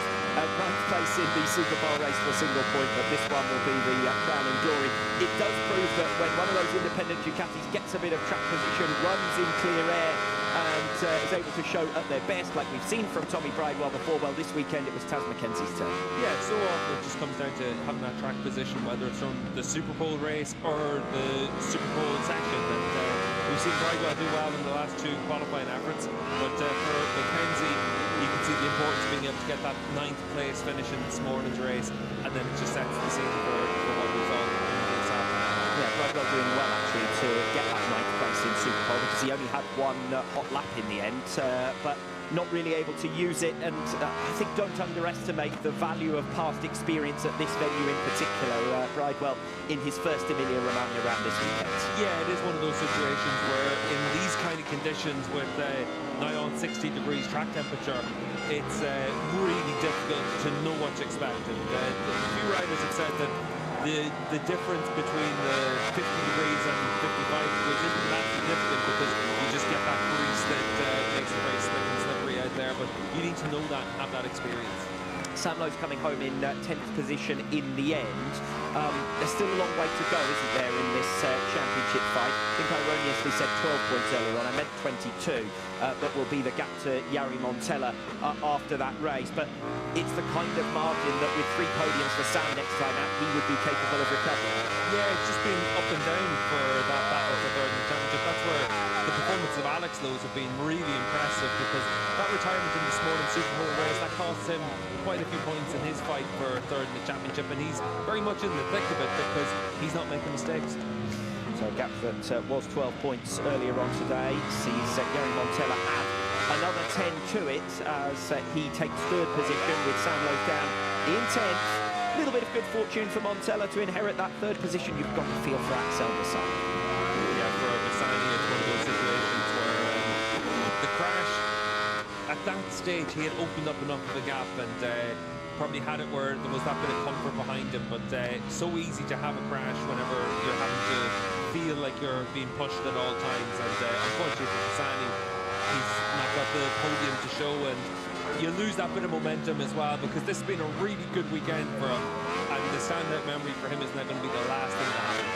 Yeah, that is unfortunate, and he will go back and try again. The other thing that's a shame for Bassani is had he come away with the 3rd position, it was a big haul of points that would have put him right back in that group battling for 3rd in the World Championship, and instead, again, he finds himself a little bit distant, 28 points now, the gap to Alex Lowe's, and I don't think that's a fair assessment of what this weekend has been overall. No, and I think for Bassani, obviously, that's what's going to be the thing that makes him feel a little bit frustrated after, but ultimately, he's out there and he's ridden really well this weekend, and that should be the thing that stands out in him. And ultimately, he's not done anything wrong putting it on the line to try and get a podium, has he? Yeah, it's very different if you're crashing out of 3rd versus crashing out of 13th, and I think that's where you can see the reaction from the team that needs to challenge you to face them. Yeah, and he did receive a round of applause. He made his way back in as well. So there's your checkered flag in race number 2, and confirmation of the result with a victory for Nicolo Bulliger by 5.1 seconds over Ika Rakwona. Jari Montella gets 3rd, 2 seconds in the end ahead of Alex Lowe. Taz McKenzie, his best dry weather finish with P5, ahead of Alberto Sora, who has never been out of the top 7 in the 3 races this weekend. Finishes race 2, where he finished race 1 and where he qualified originally, so that's a fair reflection of his pace. Top Yamaha again, Andrea Locatelli did well to dig in mid-race when Remy Gardner was starting to close. In the end, 7 tenths between them. Michael van der Mark just about holding on ahead of Sam Lowe's, and that was his fight for 9th position. He was delighted to come away with that result. Vierke just about beating Gerloff for 11th. Chantra with points for 13th. He has been the only scorer for quite some time now for Honda.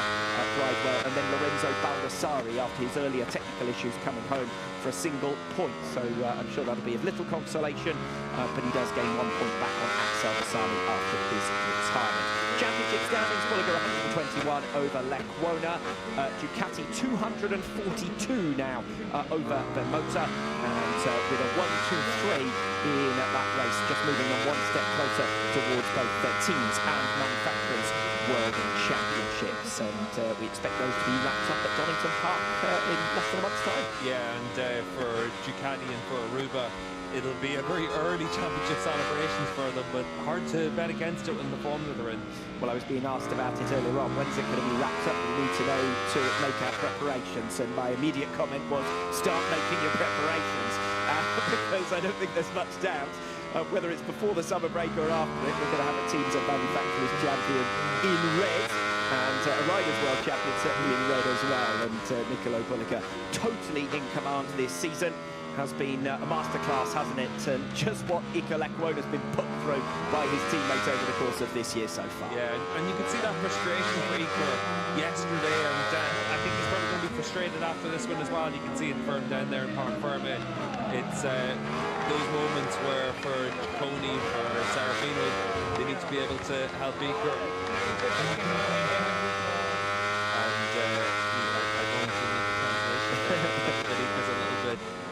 Yeah, I think there's plenty of words for that. Nicolo Poliga, Ika Lekwona, Jari Montella is your podium trio. Second time this season that Jari Montella has managed a full weekend on the rostrum, and again, they're all third places here in Misano. Jari, that's a hat-trick of podiums here in the scorching heat of Misano. Just tell us how you're feeling. Tired. In that moment, I'm so tired because I was pushing the race after the first lap. That was not my best. Yeah, the overtake from Axel and one from Axel low, so I was a race to manage, you know. I was trying to push and try to catch Axel, but realistically I didn't have the pace to catch him, so I was just there, try to keep the gap like 0.5, 0.6 to make that Axel was pushing for open the gap. Because at the end, with this hot condition, I think that the temperature of the front tire was too high. But anyway, it was a suffer race, but we are on the podium, so happy, so proud. Thanks to everybody.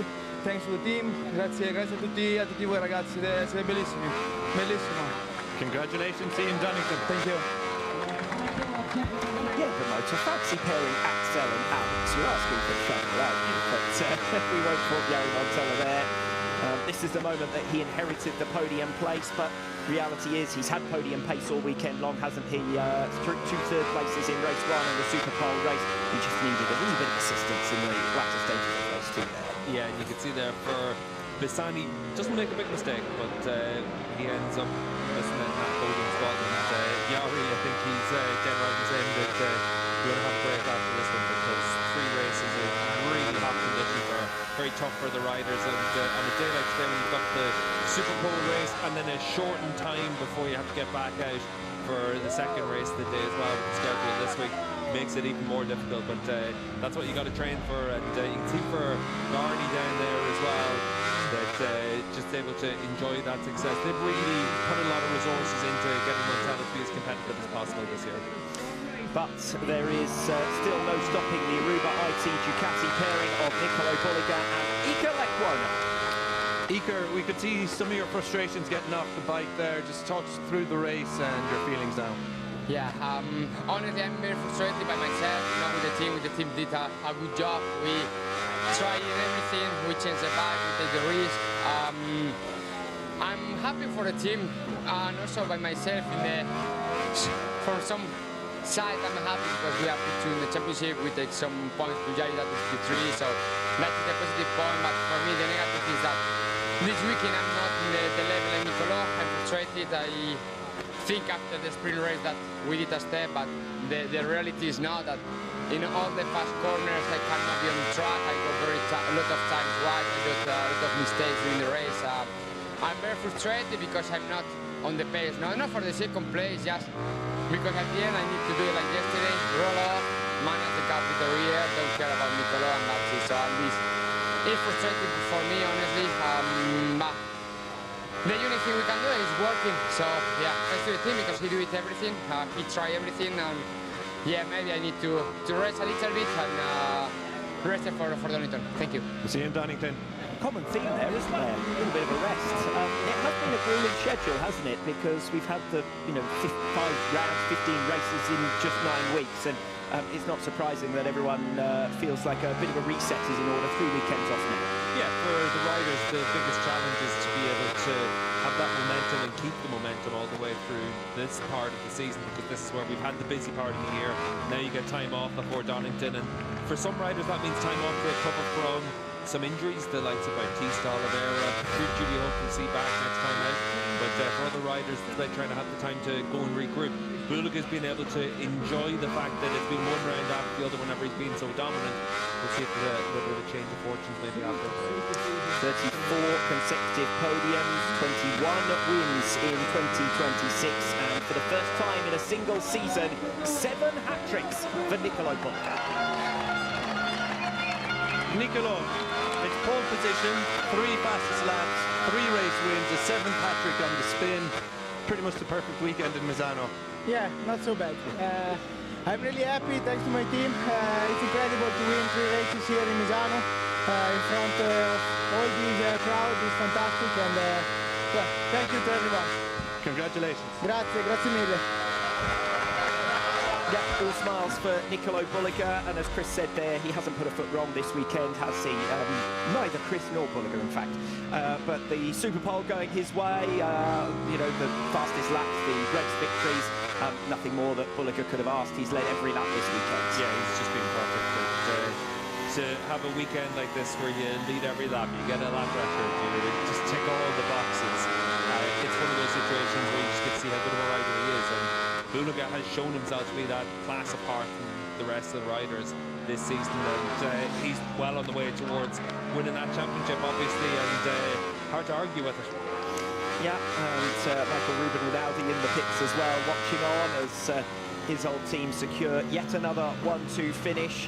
I don't think there's any doubt that they're doing the best job in the pit lane at the moment as a team as well as a manufacturer, so it won't be any surprise when that title is settled. Yeah, definitely. And for Ducati, they've built an unbelievable bike, and for the Aruba team, they've found a way to make the best use of that bike as well. And as the official Ducati team, they obviously have a lot of resources available to them, but they've just been so consistent, and you can see that not from Bulliga's performance, but the performance of the second rider, because Mac Owen has made such a big step forward this year compared to what we've seen from him on the Honda over recent seasons, and that shows just the job that the team can do as well.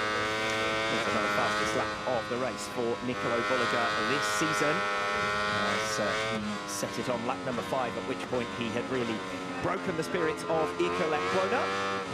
A bit of a memorabilia into the crowd. This Pirelli Emilia Romagna round, the Pirelli Cup for one lucky spectator as the riders make their way onto the rostrum. Then let's run you through the numbers quickly. Jari Montella taking 3rd place, so that's 3 consecutive 3rd places and podiums this weekend. That's 8 rostrum finishes in all for him in WorldSBK, and as I said, big milestone for him as well, the 100th start. I know Barney were building up to it at the previous round, let alone this round, and they've got something to celebrate with it as well, with the 3 rostrum finishes this week. Yeah, definitely, and they've put a lot into getting Montella ready, from when you look at him on the super sport bike and onto a super bike, and certainly for Jari, he's just made a lot of progress over the course of the last 6 months. And it's very similar to whenever he moved the team from being a Kawasaki rider in Supersport.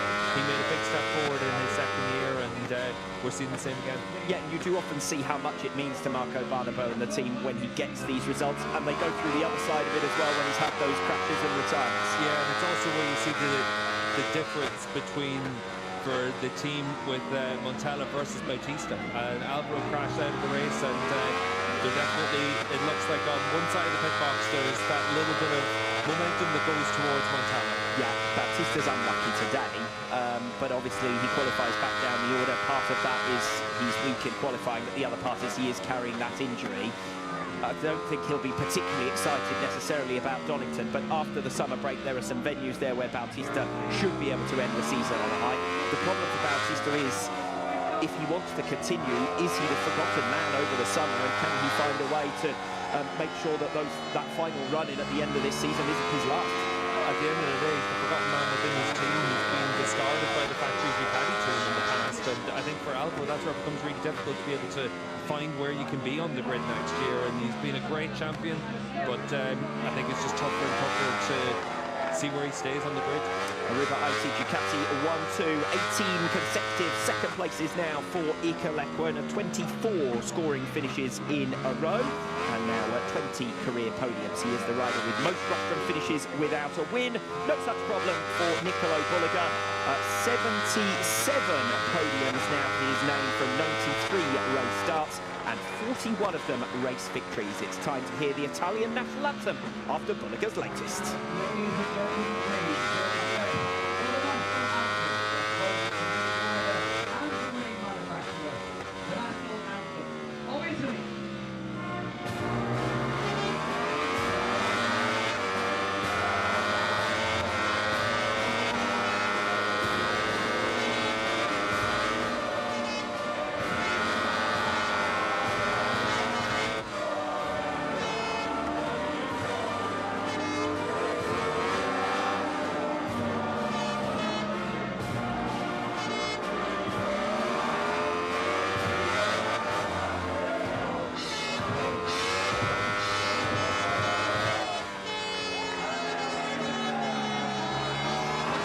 So, Nicolo Bulliga has done it yet again, and 7 unbeaten weekends this season. First rider to 7 hat-tricks in a single season, beating the previous record of Alvaro Bautista's just 3 years ago. Remember that Bautista had 6 hat-tricks and 27 wins out of 36, and this is great to see, Steve. Yeah, this is what's really important to be able to see for Bulliga and the reaction that he's able to get from the crowd. We saw yesterday how much it meant for him to be able to win at home and get himself right down in and amongst it. And you can see how much joy it's bringing for Bulliga, but you can see the frustration for his teammate Iker Lecuona up there on the podium as well. And Lecuona feeling a little bit like a spare part right now down there, and just the frustration for him from not being able to pick up a race win and be a little bit closer to Bulliga even, but this was a weekend that was all about Bulliga. Yeah, but Lecuona certainly doing his job, maintaining the pressure on Nicolo Bulliga. We'll just hope that he'll have better luck next time. 3 rostrum finishes this weekend: Bulliga, Lecuona, Montella.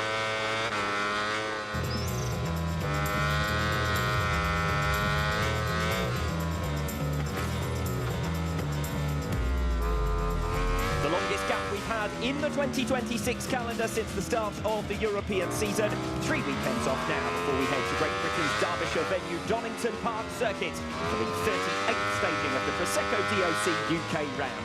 Round 8 of 12 is the last action before the summer break, so be sure to tune in then.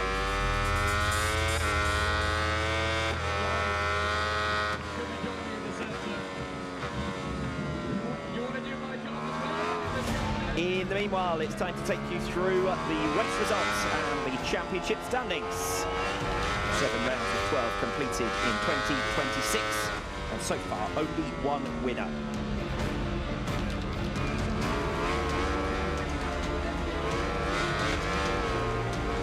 And it is Nicolo Bulliga, this time victorious by 5 seconds after his 6-second win yesterday. Has been a demoralising weekend. You could see that on the face of Iker Lecuona on the rostrum there. 3 third places for Jari Montella. A little bit of good fortune for the third of them after the crash for Axel Bassani. Miguel Oliveira out. A lot of riders hitting problems. Baldassari comes home for a single point, but had stopped out at the circuit midway through the race as well. And then Alvaro Bautista, he was unlucky in a 3 abreast situation, but squeezed out with a crash early on. So the Riders' Championship, Jari Montella opens a gap of 14 points to Alex Lowe's, 22 points to Sam Lowe, so another 10 gained in that race, with Sam restricted to just 10th position and Montella in 3rd. Alberto Sura now makes his way up into the top 10 in the championship, never out of the top 7 places this weekend, and Garrett Gerloff starting all 3 races from the back of the grid. He now drops down to 11th overall.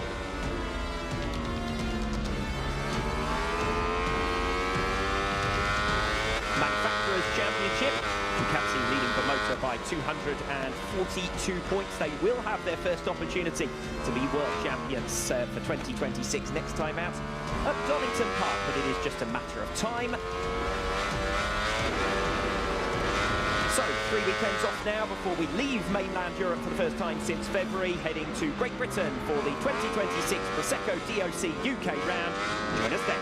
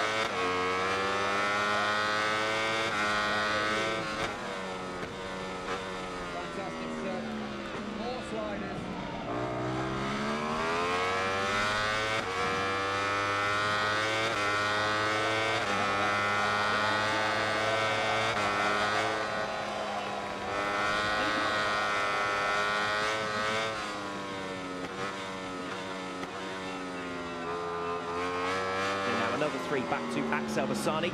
Jari Montella coming back at Bassani in the third sector of that previous lap. So again, the margin is back to half a second, then a second to that scrap between Alex Lowe's, Alberto Sura still a second behind him, not making any progress as yet. As Miguel Oliveira, well, we did see him slowing up after running off the circuit last time around, and he slowed up again now. This is going to be terminal for him, and the weekend that obviously has been a tough one physically for Miguel Oliveira. Looks like it's going to finish with a non-score here in race 2. Yeah, but it's been good to see Miguel back out on track, and he's ridden well, and it shows that there's a lot of potential between him and the BMW package. Yeah, 8th and a 6th in the 2 races thus far. It does look like being a non-scorer here in race 2, and the positions being somewhat settled by attrition. Worth mentioning that Sam Lowe's, we saw him a couple of moments ago, he's now up to 12th place. Chantra, Bridewell, Gerloff, Ratto, all still running, and Manzi, Baldassari, Vickers, they're all riders who've hit problems earlier on in the race at the back of the field. So some points to be gained here for Sam. Yeah, and just you can see that Firm just doesn't look confident on the bike, and obviously after those 2 crashes, it's going to be tough to bounce back from it, but this just looks like it's a race where you're trying to come away with the top 10 finish with a bit of attrition. Yeah, a little bit like the end of the weekend in Moss, where he failed to score in the first 2 races and took 12th place for 4 points in race 2 at the end of the weekend. We're in a very similar scenario here, not least because Jari Montella is closing on Axel Bassani and does have the chance to make it 3 podiums out of 3 this weekend. Yeah, and for Jari, obviously, he's got that confidence now, tail up. Doesn't want to give Bassani the chance of nabbing a home podium, but Axel's riding really well, still lapping in the 33s.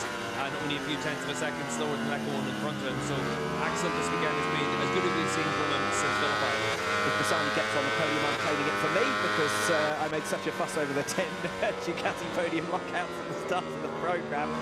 Again, the gap's oscillating, isn't it? Because there are sectors where Bassani makes up a couple of tenths over Montella, and then the third sector, Montella seems to make quite a lot of ground on Bassani. Yeah, and there's just that margin has sort of stayed around the half-second gap, and for Bassani, see there, just that big slide through turn 12, but that's going to give Montella an edge through this section and then close up even further. So the pressure's on Axel Bassani, and it's a long way to go with 2 thirds of the race still remaining. Yeah, there it is again, another 2 tenths of a second in that third sector. It's each lap around through there that Montella gains a little bit on Bassani, even though Bassani elsewhere in the lap stretches it out slightly. It's enough that Montella closes gradually with each passing lap. We're into lap 9 now, 2.8 between Bulliger and Lecuona, only 3 tenths between Bassani and Jari Montella, and good work from Alex Lowe's last time around, new personal best, still in the 1:33s. In fact, he was faster even than Bulliger last time around, less than a second now from Jari Montella. Yeah, and just trying to dig in as well as he can. Obviously, technical issue in this morning's race, and that's what robbed him of the chance of coming away with top 5 finishes in all 3 races this weekend. But we might well be viewing it that maybe there's a little bit more than just top 5 on offer. Yeah, particularly if Bassani holds back Montella for long enough while Lowe's is at the current pace. That gap is now down to less than a second as Alex Lowe's kicks on from P5. Just in the background of your shot, you can see that Alberto Sura still ahead of Taz McKenzie. There's only 3 tenths of a second between them. A little bit of dust there as well for the riders to come through, but obviously at this stage of the race, the groups start to stretch out a little bit, and for Axel Bassani trying to make sure that you stay to hit your mark. But the next couple of corners, that's where we saw him have that big slide last time around. Let's see if it's something similar again on this lap, because Montella is very good through Carbone, and Bassani's taking the route out towards the grandstands there, but able to hold on to that momentum. He'll obviously have that as a mark against his boot, but that's where Montella just gains the confidence, knowing that Bassani just doesn't have a bike in those couple of corners. Unfortunately for Alex Lowe's, 3 tenths of a second loss for him in the third sector, so he must have made a mistake just when he had the opportunity, because Bassani is now going to be able to hold up Jari Montella as they sit in 3rd and 4th places. The gap opens back up to 1.4. That might be a critical error from Alex Lowe's last time around. Yeah, and that's where ultimately you can't really afford to give up that ground and lose half a second. So the time that he gained that previous lap is going to work out. It does go to show what the motor can do in clear air, doesn't it, with track position over the independent Ducati. Yeah, the motor's a really good package, and one of those situations where if you left it where we just had a 21-lap time trial, you'd fancy the chance of being able to fight against the independent bikes, but ultimately when you're in a race, track position matters. Forget about time trial, we'll just do a full reverse grid for the rest of the season and see what happens from there. It's still going to be pushing the back a lot of times, the amount of time we've seen the motors up there inside the top 6, but what we've been able to see here from Bassani. He keeps giving himself that chance to reopen the gap in the first half of the lap, but those mistakes through Corvone and into turn 12, that really does prove costly as the race progresses. And Bassani can't afford Montella within 2/10 of him exiting Tremonto, because that's going to be Montella straight through. This is going to be interesting riding on board. You can see how much curve that Montella uses on the entry to the corner. And on this lap at least, Bassani a little bit tighter through 11 and 12. Gets the bike back into the right-hander then for 13, 14, then the slow corner. You can see that Axel's a lot tidier there than Montella was, but Montella's still able to carry the momentum through there. So Alex Lowe's a 134.8 last time around. That's why he dropped off the back of Montella, who'd put in a 134.2 on at lap number 9. We'll see what the times are like at the end of this one. Alex Lowe's has had his last 2 laps where he has exceeded track limits at turn 11, so he's going to have to be careful of that one. Faster than Montella by a fraction last time around, which is all he can do at this stage of the race. But the stewards will be watching for exiting the track at running wide at turn 11. Yeah, and certainly for Lowe's something where he'll have to consider it, but you still got to give yourself the opportunity to push on, because he's got 2 seconds at hand over Taz McKenzie behind him, and he'll try to make sure that in the second half of this race he can just manage that gap. But Montella's closer to Bassani than he has been over the last few laps. Yep, again though, losing a tenth of a second in the opening sector of this lap 11, and that is where the Bimotor is performing well in the first half a lap. But as I said previously, if Montella can get the gap down, exiting turn 10 to less than 2/10 of a second up from P5, born in Rimini, 3-time race winner here in Moto E, and enjoying an outstanding home round. 6th place yesterday, his best on the D34G Ducati.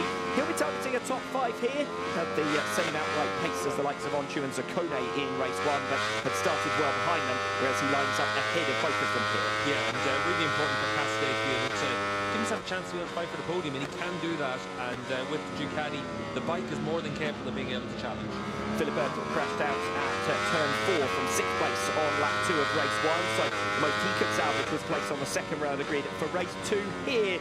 Now 45 points back from the medal rankings, and over the 4 latest rounds he's been outscored by both Ducatis of Zaccone and Ferrari behind. You can see there just those 2 podiums this season for Philip, and more often than not he's fighting for getting into the top 5 rather than, as he would expect, to be a podium contender week in, week out. And certainly that's what Ducati and the team are expecting. They've been able to win championships with Hulaga and Huertas in recent years. Third row of the grid for Alessandro Zaccone, Aldi Mahendra and Chan Onchu. And as you can see, Zaccone lining up here from P7, only out of the points in 1 race all season. Zaccone, he's up to 6th in the standings, only 14 points behind Filiberto for 5th overall. Race 1 winner at Motorland Aragon, top 6 finisher in 4 of the last 5.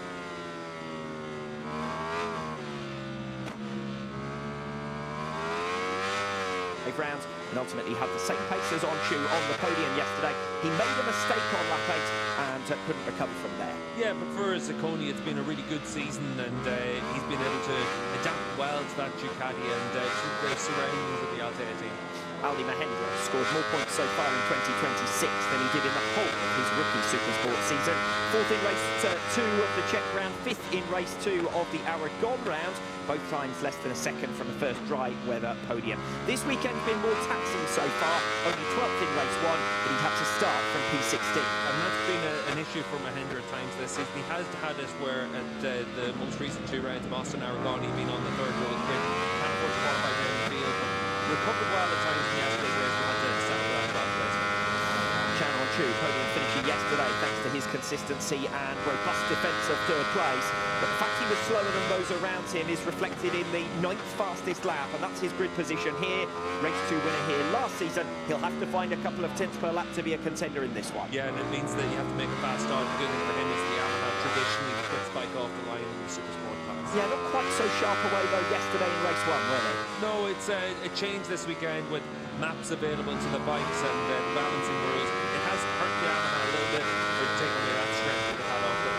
row 4 in Ferrari, Ollie Bayliss and Filippo Farioli. Ferrari Misano specialist here in Moto E.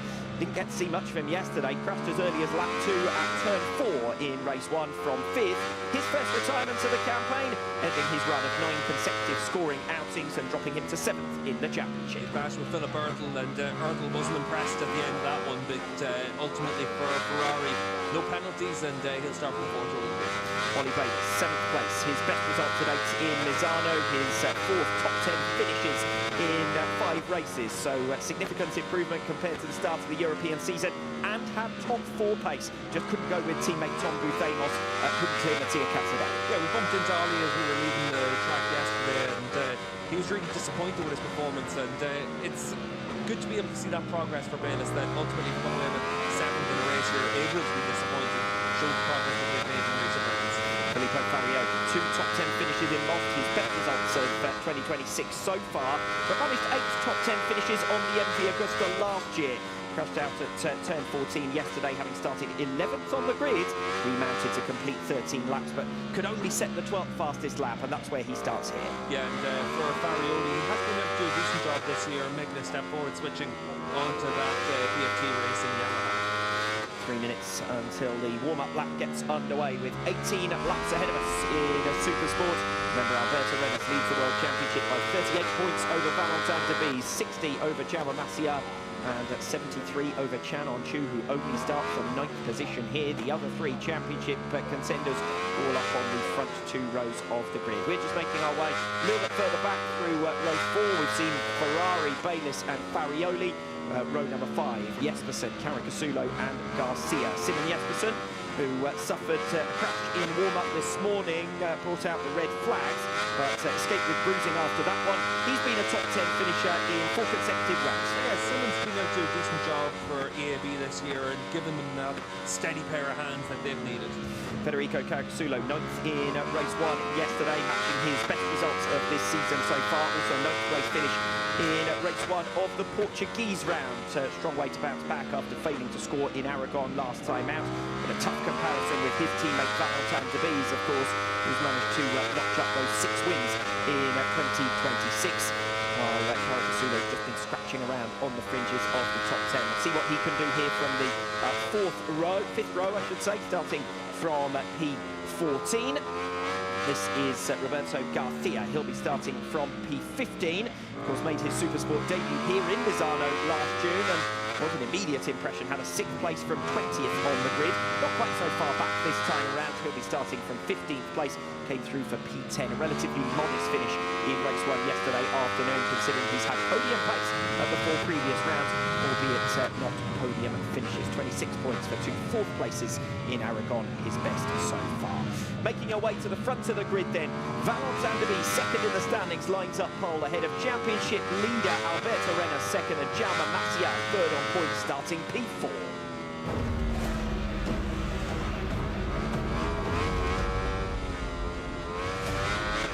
Valentin Debise was already 38 points behind the championship leader after his non-score at the season opener in Phillip Island. After his latest victory yesterday, he is again exactly 38 points behind. 11 races still to go in the 2026 World Championship. But in the last 11 races, Alberto Rennes and Valentin Debise, the top 2 in the standings, have scored exactly 188 points each. So, even though the Frenchman has now been victorious at 6 different circuits, with 8 wins in 10 rounds, including the final 3 of last year, Debise needs to find even more. Race 2 of the 2026 Pirelli Emilia Romagna round with Alex Rady and Steve English. And Steve Arenas has averaged 17 points per race this season, so at that rate, only winning the next 5 in a row for Debise would give him the championship lead for the first time. Arenas, only off the podium once in the last 5 rounds, is still on course for the title. Yeah, Debise, the key thing for him is that we know that he's able to rack off a lot of wins. He's been able to do that with that ZX motor machine, and for Valentin, he needs to make sure that he avoids non-scores, he avoids tough weekends. Obviously, Aragon was a very difficult weekend. Look at the ZX, just didn't really work around that track. One of the key things for that bike is just that in these hot conditions, are you able to get it cooled well enough? It's got obviously a very tightly packaged fairing, and that's something that has been the discussion point in the Supersport paddock for that bike as a potential weakness. We're here at 34 degrees here in Misano, and it's very hot and difficult conditions out there. We saw in yesterday's race, DeVries was able to make it work. He needs to do the same again today. Yep, he already managed the double in Portimao, the double in Mast. Race 2 at Balaton Park after his race 1 victory eluded him, but 2 doubles already to his name this season, looking for 3rd, because the reality is Alberto Arenas 3 second places in a row, so when DeVries does go and win the races, very often it's only going to be good enough to pull back 5 or 9 points, with Arenas usually on the podium. Yeah, and that's the big challenge, and Arenas is a rider that knows how to win championships. We saw that in the Moto3 championship, and so often we see riders that move from Moto3 into the Moto2 class and maybe don't have that same level of success in Moto2 that would have been expected of them, and then they're able to come here and have that release and be confident again, win races and be able to challenge week in, week out.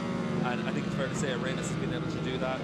He's the latest in that line of riders. Yeah, and to have a consistently performing package, because the AS Racing team doing a great job with that Yamaha. And that's really important as well, because that's the team that ran the MV Augusta in recent years. They had to switch to a very different package for this season, and they've done it without this division. Yeah, we do have 3 different manufacturers in the top 3 places. The Yamaha of Arenas leading the ZX Moto of Valentin Debise by 38 points.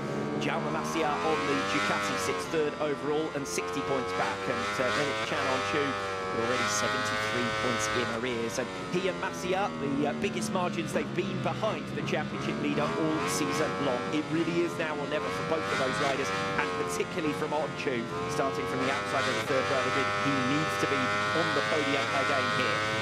Arenas slotting into position then, middle of the front row of the grid. Triumph of Tom Booth-Amos, the spoiler on the outsides. Top 3 in the championship there in the top 4 places. 2 of the 2026 Pirelli Emilia Romagna round gets underway. Great start from Aldi Mahendra on the Yamaha, firing his way through, challenging for 3rd position, going in towards turn 1. He's done it through on Tom Booth-Amos and Jaume Masia. And watch for a 3 abreast situation on the exit of turn 2. That's Farioli bundling his way past. On-Chu's made a good start too, so the Yamaha's getting their more traditional getaway that we've generally seen in 2026. And On-Chu now immediately onto the tail of Tom Booth-Amos and challenging for 5th place. So it's Arenas who leads, DeVries in 2nd, Mahendra right with him in 3rd, Masia in 4th position, Booth-Amos in 5th, and then On-Chu and Farioli, the fast starters there, as Mahendra attacks Valentin Debise, trying to make it an AS Racing Yamaha 1-2 as early as turn 8, Laquetia on lap number 1. And Aldi Mahendra once again able to show the progress that he's made this year for that switch of teams, and just looks so much more comfortable on a Super Sport bike, able to show the flair that we saw that won him a Super Sport 300 World Championship. Yeah, looked like someone had got a little bit out of shape making their way through Laquetia, and it bunched up the pack, and Philip Ertels lost a lot of positions in the early stages. He's now down to 11th position as Debise. We saw it often yesterday through Curvone, trying to make his manoeuvres there. Mahendra out over the curve, On-Chu even further as they all follow one another wider and wider, practically like a NASCAR race there as they abuse the track limits in towards turn 14. As Masia again on terms with Tom Booth-Amos. We saw the 2 of them through the final turn, a little bit too close for comfort in race 1 yesterday afternoon. Yeah, we saw for Jaume that he had a crash where he was lucky not to take out Tom Booth-Amos as well, and if there was more contact with Booth-Amos, it would have led to a penalty for sure for Masia. As it was only Jaume that lost out the points yesterday, but he's got a lot of ground to make up in this race. This is working out swimmingly for Alberto Arenas, isn't it? Aldi Mahendra's got enough pace to hold back the train, while Arenas gets the gas on and accelerates away. 0.8 of a second the margin from 1st to 2nd, and he's got a bit of a rear gunner here in his teammate Mahendra in P2. Yeah, you can see there through turn 3, Mahendra not having to use as much track as the Valentin Debise bike, the ZX Moto, and just able to keep himself in the right place. And as you said, Alex, that allows his teammate to just keep opening up that little bit of the margin. Mahendra with a fast 3rd sector in this lap number 2, but will Debise be close enough to answer back into Laquetia? No, he slides his way deep on the entrance, but will gather it up now and carry his momentum. He'll be thinking about Curvone, where we've seen he and the ZX Moto have had so much speed already this weekend. He's practically tripping over Aldi Mahendra as they work their way through Tremonto, turns 9 and 10. Yeah, he's tripping over him because there's different lines between turns 8, 9 and 10. You can be wide at the entry or tight on the entry, and you're able to still carry speed through it. So those different lines mean that you've got different strengths in the bike you're able to utilise. Arenas not breaking away from Aldi Mahendra on this lap 2 so far. But De Bees will be keen to be clear of him as quickly as possible. A bit of a fly in the ointment here as Aldi Mahendra sweeps across the path of De Bees to cover the inside line through turn 14. Booth Amos frustrated behind them as well. Then it's Onchu. Masia in 6th. Ferrari Casadei rounding out your top 8. So we see Valentin De Bees sitting up in 3rd position. End of lap number 2. So Ferrari there in 7th place. So first flying lap times coming in. Mahendra actually making back a 1/10 of a second there on Alberto Arenas. Gets the gap down to just below 7/10 of a second between your top 2. De Bees in 3rd, Booth Amos in 4th. Onchu, Masia, Ferrari all covered by less than 2 seconds. Yeah, the key thing for Aldi was in the second half of the lap, he was able to open up a little bit of a gap over the riders behind them. So 1/4 of a second faster than De Bees at the end of that lap. And we'll see if Hamilton's able to come back towards him. Obviously, still very early going in this race, but for De Bees, certainly where he'll be thinking, I can't afford to let Arenas open this gap. Good to see this though from Aldi Mahendra chasing off after his championship leading teammates, and Mahendra was so close to podium finishes with a 4th on day 2 in Master, 6th and a 5th in fact in Aragon a fortnight ago. The poor Superpole, as was especially the case last season and the start of the first 3 rounds of this year while riding with that injury, just a little bit too much of a challenge for him in race 1, but a better grid position, an even better start, and now Mahendra looks at ease in the podium places. And Aldi's a really good rider. We saw that in the 300 class. Sometimes it takes a bit of time to be able to adapt to racing in the super sport class. I think Aldi's a good example of that, but the speed's there, the talent's there. He's always been a very brave rider, very good in the wet, so you know that he's got good bike control, but for Mahendra, he's really adapted well this season. Still only 19 years of age, so bright future ahead of him. Aldi Mahendra sits up in P2, the former Blue Crew rider. And it is the AS Racing Blue Crew Yamaha team that Mahendra is flying the flag for here. Another new fastest lap of the race from Aldi Mahendra last time around. Another 1/10 of a second gained in on Alberto Arenas. And the pair of them now breaking away from Valentin De Bees, 1.2 seconds behind in 3rd. Yeah, we said that Aldi might be the ideal rear gunner for Arenas. Well, he's trying to tear that script up because he's breaking away from everyone else and putting his teammate under pressure. Challenge in a little bit late there into turn 4 on Tom Booth Amos, but bailed out of it, lives to fight another day, still in 5th position. Yeah, and for Chan into 4, it's one of those places where if you get alongside a rider, you can force them to cede the position just by releasing the brake, but Chan wasn't quite close enough to do that. Just for De Bees, you can see again they're just sliding on the entry into that corner and then a big bobble when he gets on the gas. He's trying to take that wide line on the entry to focus on the exit, but that might just snapping around a little bit too much for him at this stage. Not good at the moment, is he? He's backing up Booth Amos. Onchu now lost the position because he got held up behind Booth Amos. It killed his momentum, and Masia got through. Onchu back around the outside of him, boldly off the exit of Tremonto.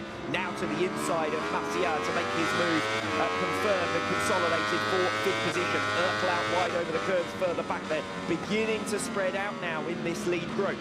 As Booth Amos runs wide, and that's De Bees losing 3rd position. So you'd assume that Booth Amos was in hot because De Bees was in hot ahead of him and has lost that final step on the podium. Similar to what we saw in yesterday's race, in the early stages, De Bees had to wait until the race came back to him a little bit, and the step forward that so many other riders have made into the Sunday race looks like it's more significant than what the ZX rider has. Yeah, De Bees can't afford to be too far back from Arenas by the time the race does come to him, as Alberto Arenas sets a new personal best lap on lap number 4. That was nice from De Bees, carrying his momentum around the outside of turn 1, knowing it would give him the inside for turn 2. He takes track position, and here comes Onchu trying to recover that 5th place against Jaume Masia. But look at the train of riders De Bees has now got right behind him. 1 second covering De Bees in 4th, all the way down to Farioli in 10th. Yeah, De Bees was down to the 39s last time around, about a second and a half slower than the pace you want to see at this stage. Obviously that mistake cost him a lot of time, but it's costing him time and it's costing him places now, and Chan needs to make the move quickly so that you're able to try and chase after the riders in front. But De Bees again, you can see that rear end just snapping around as he gets down the gears and is able to enter into the corner. Well, Booth Amos is gone. Booth Amos is a second up the road already from De Bees. He is just not quick enough at the front of this group. And for Tom Booth Amos, 2 personal bests in the first 2 sectors. That's why he's opening the gap, is because he's been released and is able to show his true pace now as well. Yeah, and it's the same pace as the leaders, isn't it? Matching the pace of Arenas and Mahendra through the first 2 sectors of this lap number 5. Mahendra again chipping away at the lead at the front. 10th faster than Arenas in sector 2 of this lap.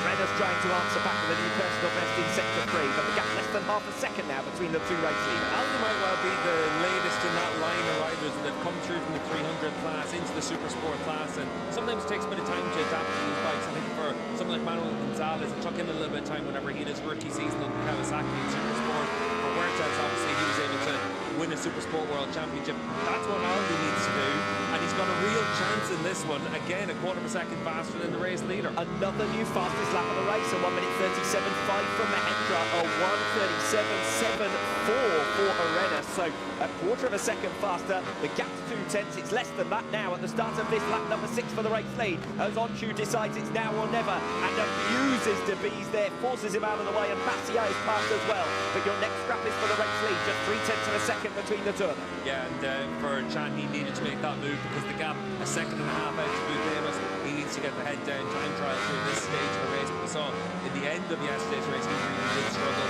as DeBees just continues just to plummet down the field. Maybe he's just got no pace whatsoever. Still can't get the bike stopped into turn 8. That's a few laps in a row, and this time it's Casadei that comes through on him for 6th position. DeBees in 7th now, looking vulnerable to Ertel, Ferrari, Farioli, Zaccone, all of that group to round out the top 11. Yeah, and that's the thing, it's all the way down to Zaccone and 5 points on offer potentially for DeBees when Arenas is out in front. And you can see in this train, they're all dragging each other along as well. So we'll see what the gaps are up towards the podium positions as well. It had been 1.3 seconds at the start of this lap.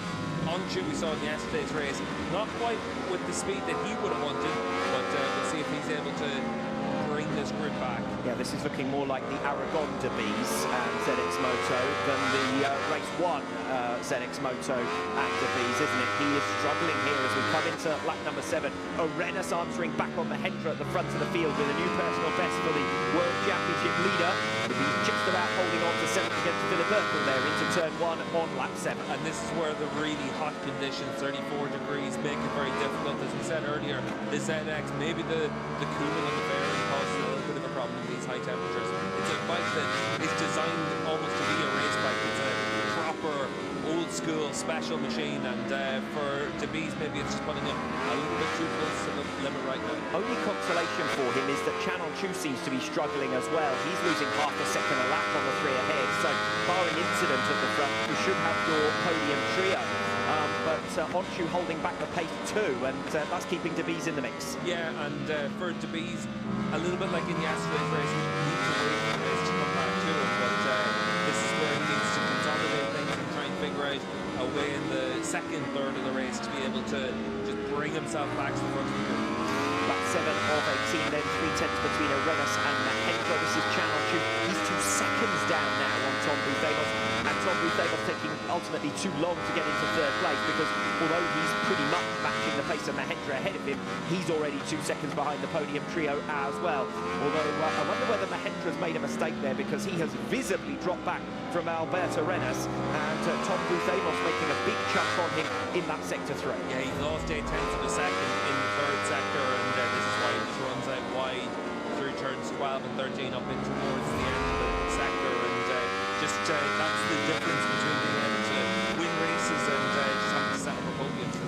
Little mistakes like that. Yeah, it's unfortunate for Mahendra. It's great news if you're Alberto Arenas, because at the moment Valentin DeBees, his closest championship rival, is down in 7th, and the gap in the series standings overall would open to 54 points to his nearest rival, and Arenas would have a full round in hand for the first time this season. He leads the way ahead of his teammate Mahendra by 1.5 seconds. Bouthemos will have probably felt that's a bit of a hurry-up. That's an opportunity for him to gain an extra place. He's already got that 3rd position well and truly settled, 2.3 ahead of this man, Chan Onchu, still fending off the train. Onchu, Massier, Casadei, DeBees, Ertel, Ferrari, Farioli, Zaccone in that order, and Ponte even beginning to close on the rest of them, bringing the following train with him as well. As Onchu holds off Massier, leaves the door open every lap around. Casadei is taking that tighter line through turns 9 and 10, but can't find his way through. Yeah, we'll see if Casadei is able to find something. Obviously still very early in the race. It might well be a case where he wants to follow Massier, because Jaume might be pretty likely to come through in Chan Onchu. Well, I did say at the top of the programme that these riders all had similar pace to one another, and because they've started in similar places to one another, they're all knocking spots off one another. The exception is Valentin Debise, who obviously has fallen from grace compared to his excellent race 1 victory. And now we just wait to see whether Debise can salvage something from this race, because it's looking so good at the moment for Arenas before we go into our 3-weekend break. Yeah, and for Albert, obviously going into the summer break, he wants to make sure that after Donington he's got that opportunity to control things in those final rounds of the year. Here goes Jaume Masia at last making his move again on Shannon Chu. As Debise lunges from way back on Casadei, who keeps up his momentum around the outside to give him the inside now for turn 3. It is a brilliant race circuit here in Misano. Yeah, one corner leads into the next, but you've got so many different ways. Oh! As on Chu proves your point. Casadei gets ready to show as well. Beautiful stuff from these riders. They're costing one another time, but it's irrelevant because they're 3 seconds behind Ruthamos. They know they're not going to be on the podium here this afternoon. They're racing for a damage limitation ride and a maximum of 4th position, barring incident to head.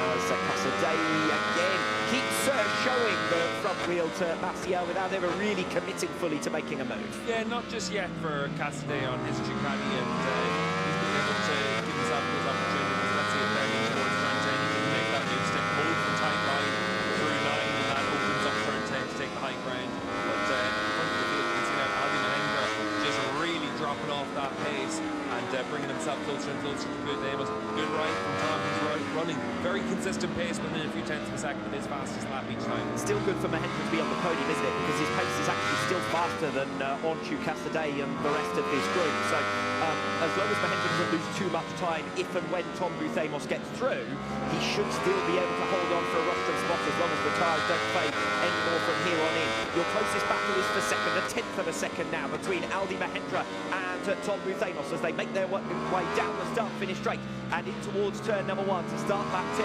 Mahendra holds on for the moment at least. Yeah, Aldi's still able to hold on to that spot, but again, another mid-38 last time around. That's about a second slower than his fastest lap. Mahendra then 2 seconds back from Alberto Arenas, who's got this race at his mercy. This is the closest Tom Ruthamos has been to making his move on Aldi Mahendra through turn 4. And on the exit now of Rio has made that pass successfully. Ruthamos up into 2nd position. And this is where Aldi just needs to go with Tom, and just as you can see for Tom there, just stick with me. That's what Aldi needs to do, because much as you want to try and attack back and get that extra position, if you fight with each other, you lose that time towards challenge and the rest of the pack. It needs to be mature now and just settle in for a moment. Debise again hops into La Quercia. He can't get it stopped through there. Ferrari now up into 7th position as Debise's tumble through the field continues. And how about this from Mattia Casadei, specialist here in Misano, of course. He was born in Rimini, 3-time race winner here in Moto E, putting manners on Chan On-Chu, who's now relegated down to 5th position on lap 10. Yeah, for Chan, let's see if he's able to carry the speed through the fast right and set something up into 14, but Casadei very aware of what he needs to do to be able to try and keep something. Tom Ruthamos only just in front of Aldi Mahendra as Masia puts in his move from way back there on On-Chu. He's going to open the door to Ferrari. Oh, they're going to go 3 abreast through the left-hander. This is going to be tight at turns 15 and 16. On-Chu settles in behind. Masia holds on ahead of Ferrari, and Debise is there waiting to pick up the pieces in 8th. The problem for Debise is he's got company from behind as well. Farioli, Ertel, and I did say that Ollie Bayliss at one stage was 1.5 seconds behind the group in front. He's now right with them. This train goes all the way back to the end of the points. Coming up towards the final third of the race, and you can see Debise just under that constant stream of pressure. And it's always just something new that's attacking him as well. Farioli, he senses the opportunity for a good result down into 4 once again. Debise just hung out to dry. 2 seconds from 5th to 15th, Steve. This is absolutely incredible. Masia at the moment holding P5. He's dropped 4/10 of a second back from Casadei, who's having a great race here. Not 5th to 15th, Al.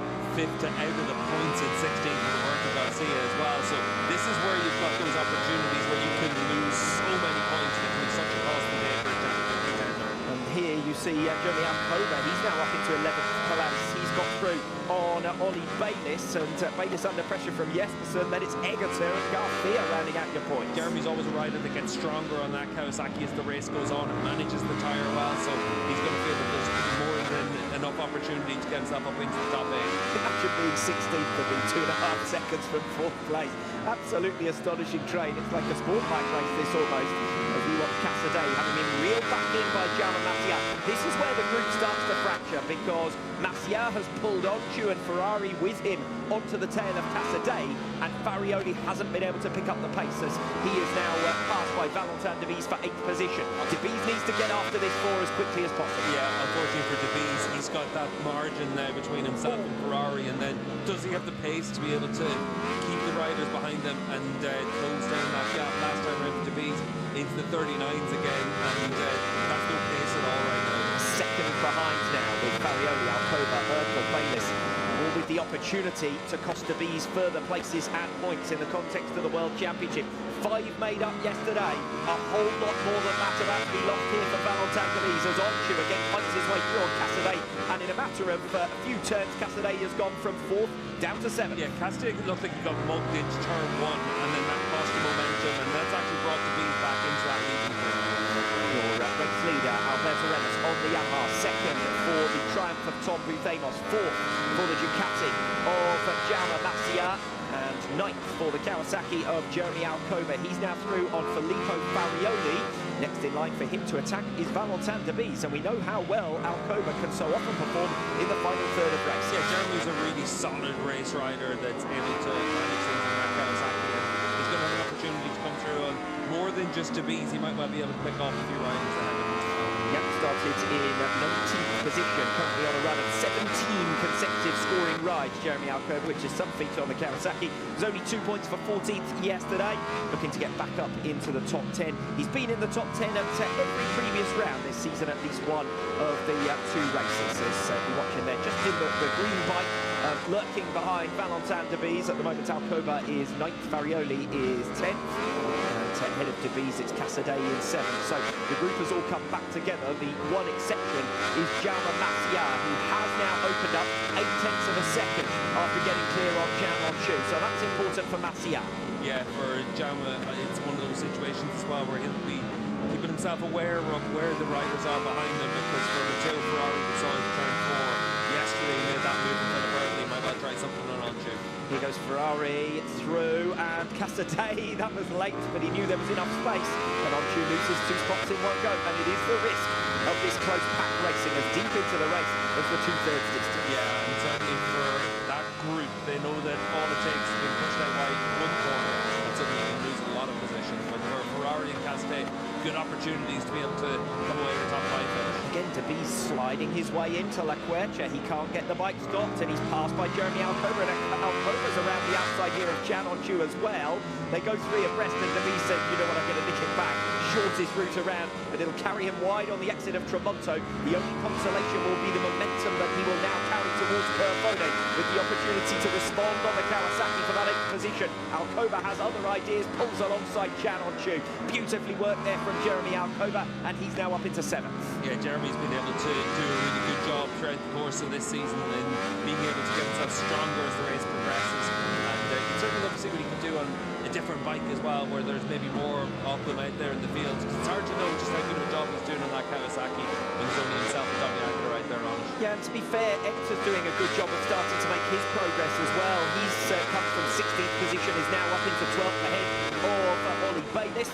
And next for Egerter to try and attack is one of his old sparring partners, Philip Erdl. Of course, both had time out of the super sport class in the Superbike World Championship, and both have come back to find just how high the level is. Lap 14 of 18. Erdl 11th and Egerter 12th at present. But we're watching Jeremy Alcoba, who is now trying to make grounds on Matteo Ferrari and Mattia Casadei, 2 of our Misano track specialists and local heroes, running 5th and 6th at present. Yeah, really good effort from those 2 Italians, and Alcoba about a half a second to make up on them, so he needs to get the head down to be able to go with them. And still Aldi Mahendra right with Tom Buthemos as well. We thought Buthemos came through, he might escape away, but no, Mahendra's consolidated his pace really well. Less than a 10th of a second behind him as deep as lap 14. Yeah, and ultimately for Buthemos, you don't want to have it where you've got that rider behind you as well in those closing stages, because Aldi Donny will try and make a move, but just looking in that group as well, I think Bayless made a mistake with turn 8, and he dropped outside the points. Yeah, shame for Ollie Bayliss. He ran wide at La Quercia and is now down to 17th position as Luca Myers comes through on him. This is the gap Tom Boothamos to Aldi Mahendra. Not come down by a lot, fractions of a second, hundredths here and hundredths there, but it's enough to keep Mahendra in with a hope of recovering that second place to make it an AS Racing Yamaha 1-2. As Valentin de Bies tries to pick up the pieces against Filippo Farioli with Channel 2 behind him in 10th. You want to see the difference that battling makes. Look at Gianni Massi at the front of this group. He's got his head down and he's half a second, 6/10 of a second a lap faster than him now. And that's why he's got a pretty lonely race to finish it off in 4th spot. Yeah, he's not going to get to the podium from 3.4 seconds back, but also doesn't look like being caught by this group of Ferrari, Casadei, Alcoba. Alcoba with another new personal best lap. Fastest man on the circuit on that lap 14. He's coming for them as we see Philip Ertel running off at turns 1 and 2. He's got to make sure he loses the requisite time, and that's going to cost him several positions potentially here. He's going to drop all the way down towards the back of that group, and then a little bit of work to be done in the final 3.5 laps. But Jeremy Alcoba, let's see if he can make light work of the Ducatis as well, because he's just after setting his personal best last time around. Well, he was going inside them, he was going outside them to get up as high as 7th position. And the challenge for the two of them in front of him is that they're fighting one another. Casadei through on Ferrari for 5th position at turn 8, and Alcoba, who set new personal best sectors in sectors 2 and 3 on lap 14.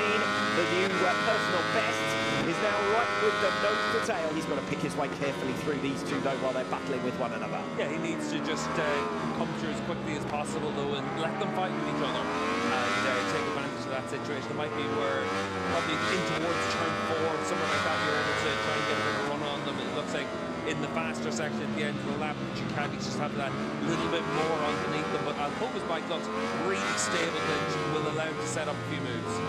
Yeah, so here we are with 5th, 6th and 7th positions. Casadei, Ferrari and Alcoba. Back to the battle for second, because Aldi Mahendra is going nowhere here.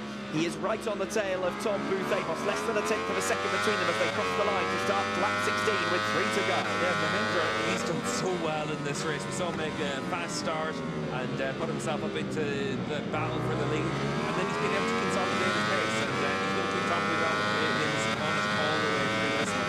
And I think you probably put a little bit of money on it being Mahendra to come his way second, because he'll try and make a move. Brief word for Dominic Egger. He's now up to 11th place. He's just passed Simon Jespersen. You can see him there on the tail of Farioli and Onchu now. And when you think that De Bies and Onchu are supposed to be championship contenders, and Dominic Egger's down in 17th in the world standings at present, they shouldn't really find themselves covered by less than a second. Yeah, for Domi, he was a second and a lap off the pace in yesterday's race, so he's made a good step forward as well compared to where he was.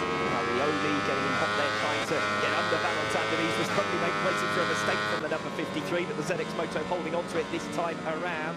Alcoba, quickly as he has broken away from De Bies behind, has not been able to find a way through yet on either Casadei or Ferrari. Again, this is where, like, whatever about De Bies and his potential in this race, he's still able to give himself a chance of an 8th place finish and comfortably ahead of the next ZX Moto in the race with Paracasula outside the point. For John Onchu, this is one where, for him and for Tenkate, they need to assess what's gone wrong, because they just haven't been able to get to the front of the group and break away. They've been under pressure, and you ultimately have 2 Yamahas up there in the podium, so the bike is capable of it. They'll be scratching their heads, though, won't they, ZX Moto, after this? Because how do you go from an impressive last lap pass to win in race 1 to then struggling down in 8th position, 11 seconds behind the same rider you beat just 24 hours earlier? Yeah, and that's one of the big things about in races like this.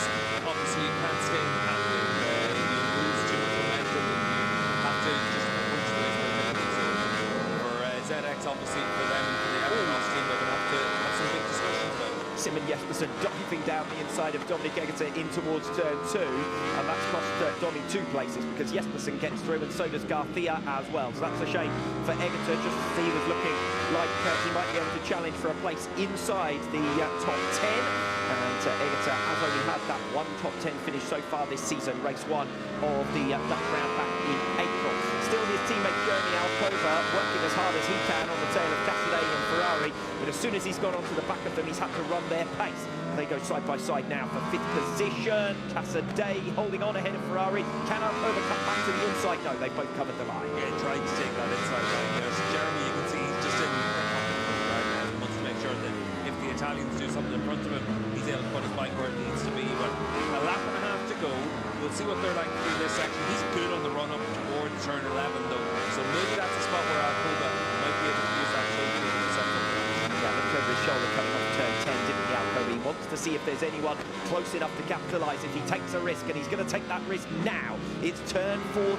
Caro on lap 17, the penultimate lap of the race, perfectly timed to set him up now to challenge for that 5th place. Yeah, his bike was really good through the fast right-handers, though really stable when he got on the brakes, even though he was on the angle as he pushed the bike away from him. You can see just how much comfort he had in Alcoba, he'll definitely think that he's going to have a shot on Casadei, maybe as early as turn 4 again, but losing momentum there in turn 1, but you can get that back through turn 2. Yeah, loses a little bit of ground through the first 2 turns, as you say. Ferrari not quite close enough to capitalise, so it is Alcoba in 6th position. He's not going to be close enough to strike for 5th, and he's got in very close to the tail of Casadei and does well to gather it up on the racing line. Really well there to collect that, and that means that down into turn 8 you're going to be probably a little bit too far back. We've seen that he was strong into turn 9 though, and to able to take that tight line into turn. He's a lot faster than Casadei, isn't he? As Jespersen slows up slightly a little bit further back from 11th place. We saw on the previous lap that the run from 10 to 11 he was able to pull back a few bike lengths. If he doesn't make the move now into the right-hander, he'll try to tell that. So Jeremy Alcoba has got to cover off Matteo Ferrari behind him whilst attacking Mattia Casadei ahead of him. This has been the fight in the final third of this race since Alcoba brilliantly fought his way through and up into 6th position now, with Mattia Casadei right in front of him. They'll come through these decreasing radius turns. Alcoba will duck to the inside early. Casadei holds the line. Alcoba will have one more shot here in towards turn 14. He will make the lunge as he did against Matteo Ferrari a lap ago. He's got it stopped, but Casadei pulls back alongside him. Bit of a moment for Casadei as he opens the gas, and Alcoba comes through for a brilliantly taken 5th position on the final lap. Alberto Arenas, after 3 consecutive second places, finally gets his 3rd win of the season on the board. Tom Ruthamos with the best performance we've seen from him this season, 2nd place, and Aldi Mahendra with his first dry weather podium takes 3rd. Jaume Masia in 4th, an isolated 4th, and what a ride from Jeremy Alcoba, providing brilliant entertainment in the final 3rd there. Beats Matteo Casadei and Matteo Ferrari for 5th place. Jeremy celebrating that like he's the race winner, and the reason for that is it's his first top 5 finish since the Baton Park round, and for Jeremy, we were able to see in that race, he had to come through that big group, and he made constant progress, did a really good job. But for me, starting the show, Aldi Mahendra, what a race from Aldi to be able to come away with a dry weather podium here. His team's home round, and he's been able to deliver. When we look back at this round at the end of the season, I think this is going to be one of the defining moments of the campaign. Arenas took 38 points out over Valentin Debise at the opening round of the season, the opening round of the 2nd half of the campaign, as it were, and a big result in race 2 for him this afternoon. Finally gets the monkey off his back after 2 winless rounds, even though he's had 3 podiums in the 4 previous races in Boston, Aragon. He gets the race victory, start to finish there, commanding win as well, 10 seconds up the road from his main championship rival Valentin Debise, who struggles home in 8th, just where he finished the 2 races in Aragon a fortnight ago. And that's the key thing. This might not be one of those pivotal rounds, but it's the pivotal 2 rounds, the back-to-back rounds of what we had in Aragon and then this round in Misano, because ultimately if you have 3 8th place finishes, going to struggle over the course of a full season to be world champion in the Supersport class now when you're up against a rider like Arenas. And for Debise, there's obviously going to be reasons for it, but ultimately it's a lot of points left at the table when you're up against someone like Arenas that's been able to come away with 4 podiums and ultimately 3 second place finishes and a race win. So you just give up so much margin. Credit again to Aldi Mahendra. I said it already, he was a podium finisher in race 2 of the Australian round. The conditions were tricky that weekend and he bolted on the right tyres and flew away in the opening lap. This was a very different type of race and a kind of coming-of-age ride, you almost feel, for Aldi Mahendra in what is his last race before his 20th birthday later this month. Yeah, and for Aldi, he's done such a good job over the course of this season, and working with the ARS Racing team and the team with Ferrari and the rest of the guys inside the garage, they've been able to do a really good job of maximising what they have with Mahendra. Obviously, there's a lot of support there from Yamaha for him as well, but this is a weekend was a little bit tougher for Aldi. The last few rounds he qualified on the third row of the grid. This week he qualified a little bit further down the field than he would have expected, but he's been able to come away with good results across the board, and just being able to set one of those fastest laps of the race in yesterday's race, put him on the third row of the grid, and then he was able to take advantage of it, make very swift progress to get up into podium positions, and to put some pressure on his teammate Race. Weird old race in many respects for Supersport, wasn't it? Partly because we had the breakaway race leader, race winner. But I wonder whether, you know, the goings-on further back, was that about struggling to keep the tyre life? Was it about the hot track temperatures? Was it a mixture of both? I'd imagine it was a little bit of everything, but I think that for the ZX Moto, we'll have to wait and see what the reasons for their problems were. But once you get into a fight, you're in the middle of a scrap, and once it's got so many riders in it, it really is difficult to break away from them. Aldi Mahendra making his way back in superb performance, as we've been saying. Doesn't come out of nowhere, because he was 4th in race 2 in Most, 6th and 5th in the 2 races in Aragon. It's not his first podium, it is his second in what is his 30th Supersport start now. Underneath his teammate as we head towards his turn 4. Playing beautifully into the hands of Lewis Hamilton and Ferrari if they start squabbling. Mercedes surely have to make a call at some point. They'll have to stay out to try and fight with the Ferrari of Hamilton, but their two drivers both want the victory. Kimi Antonelli.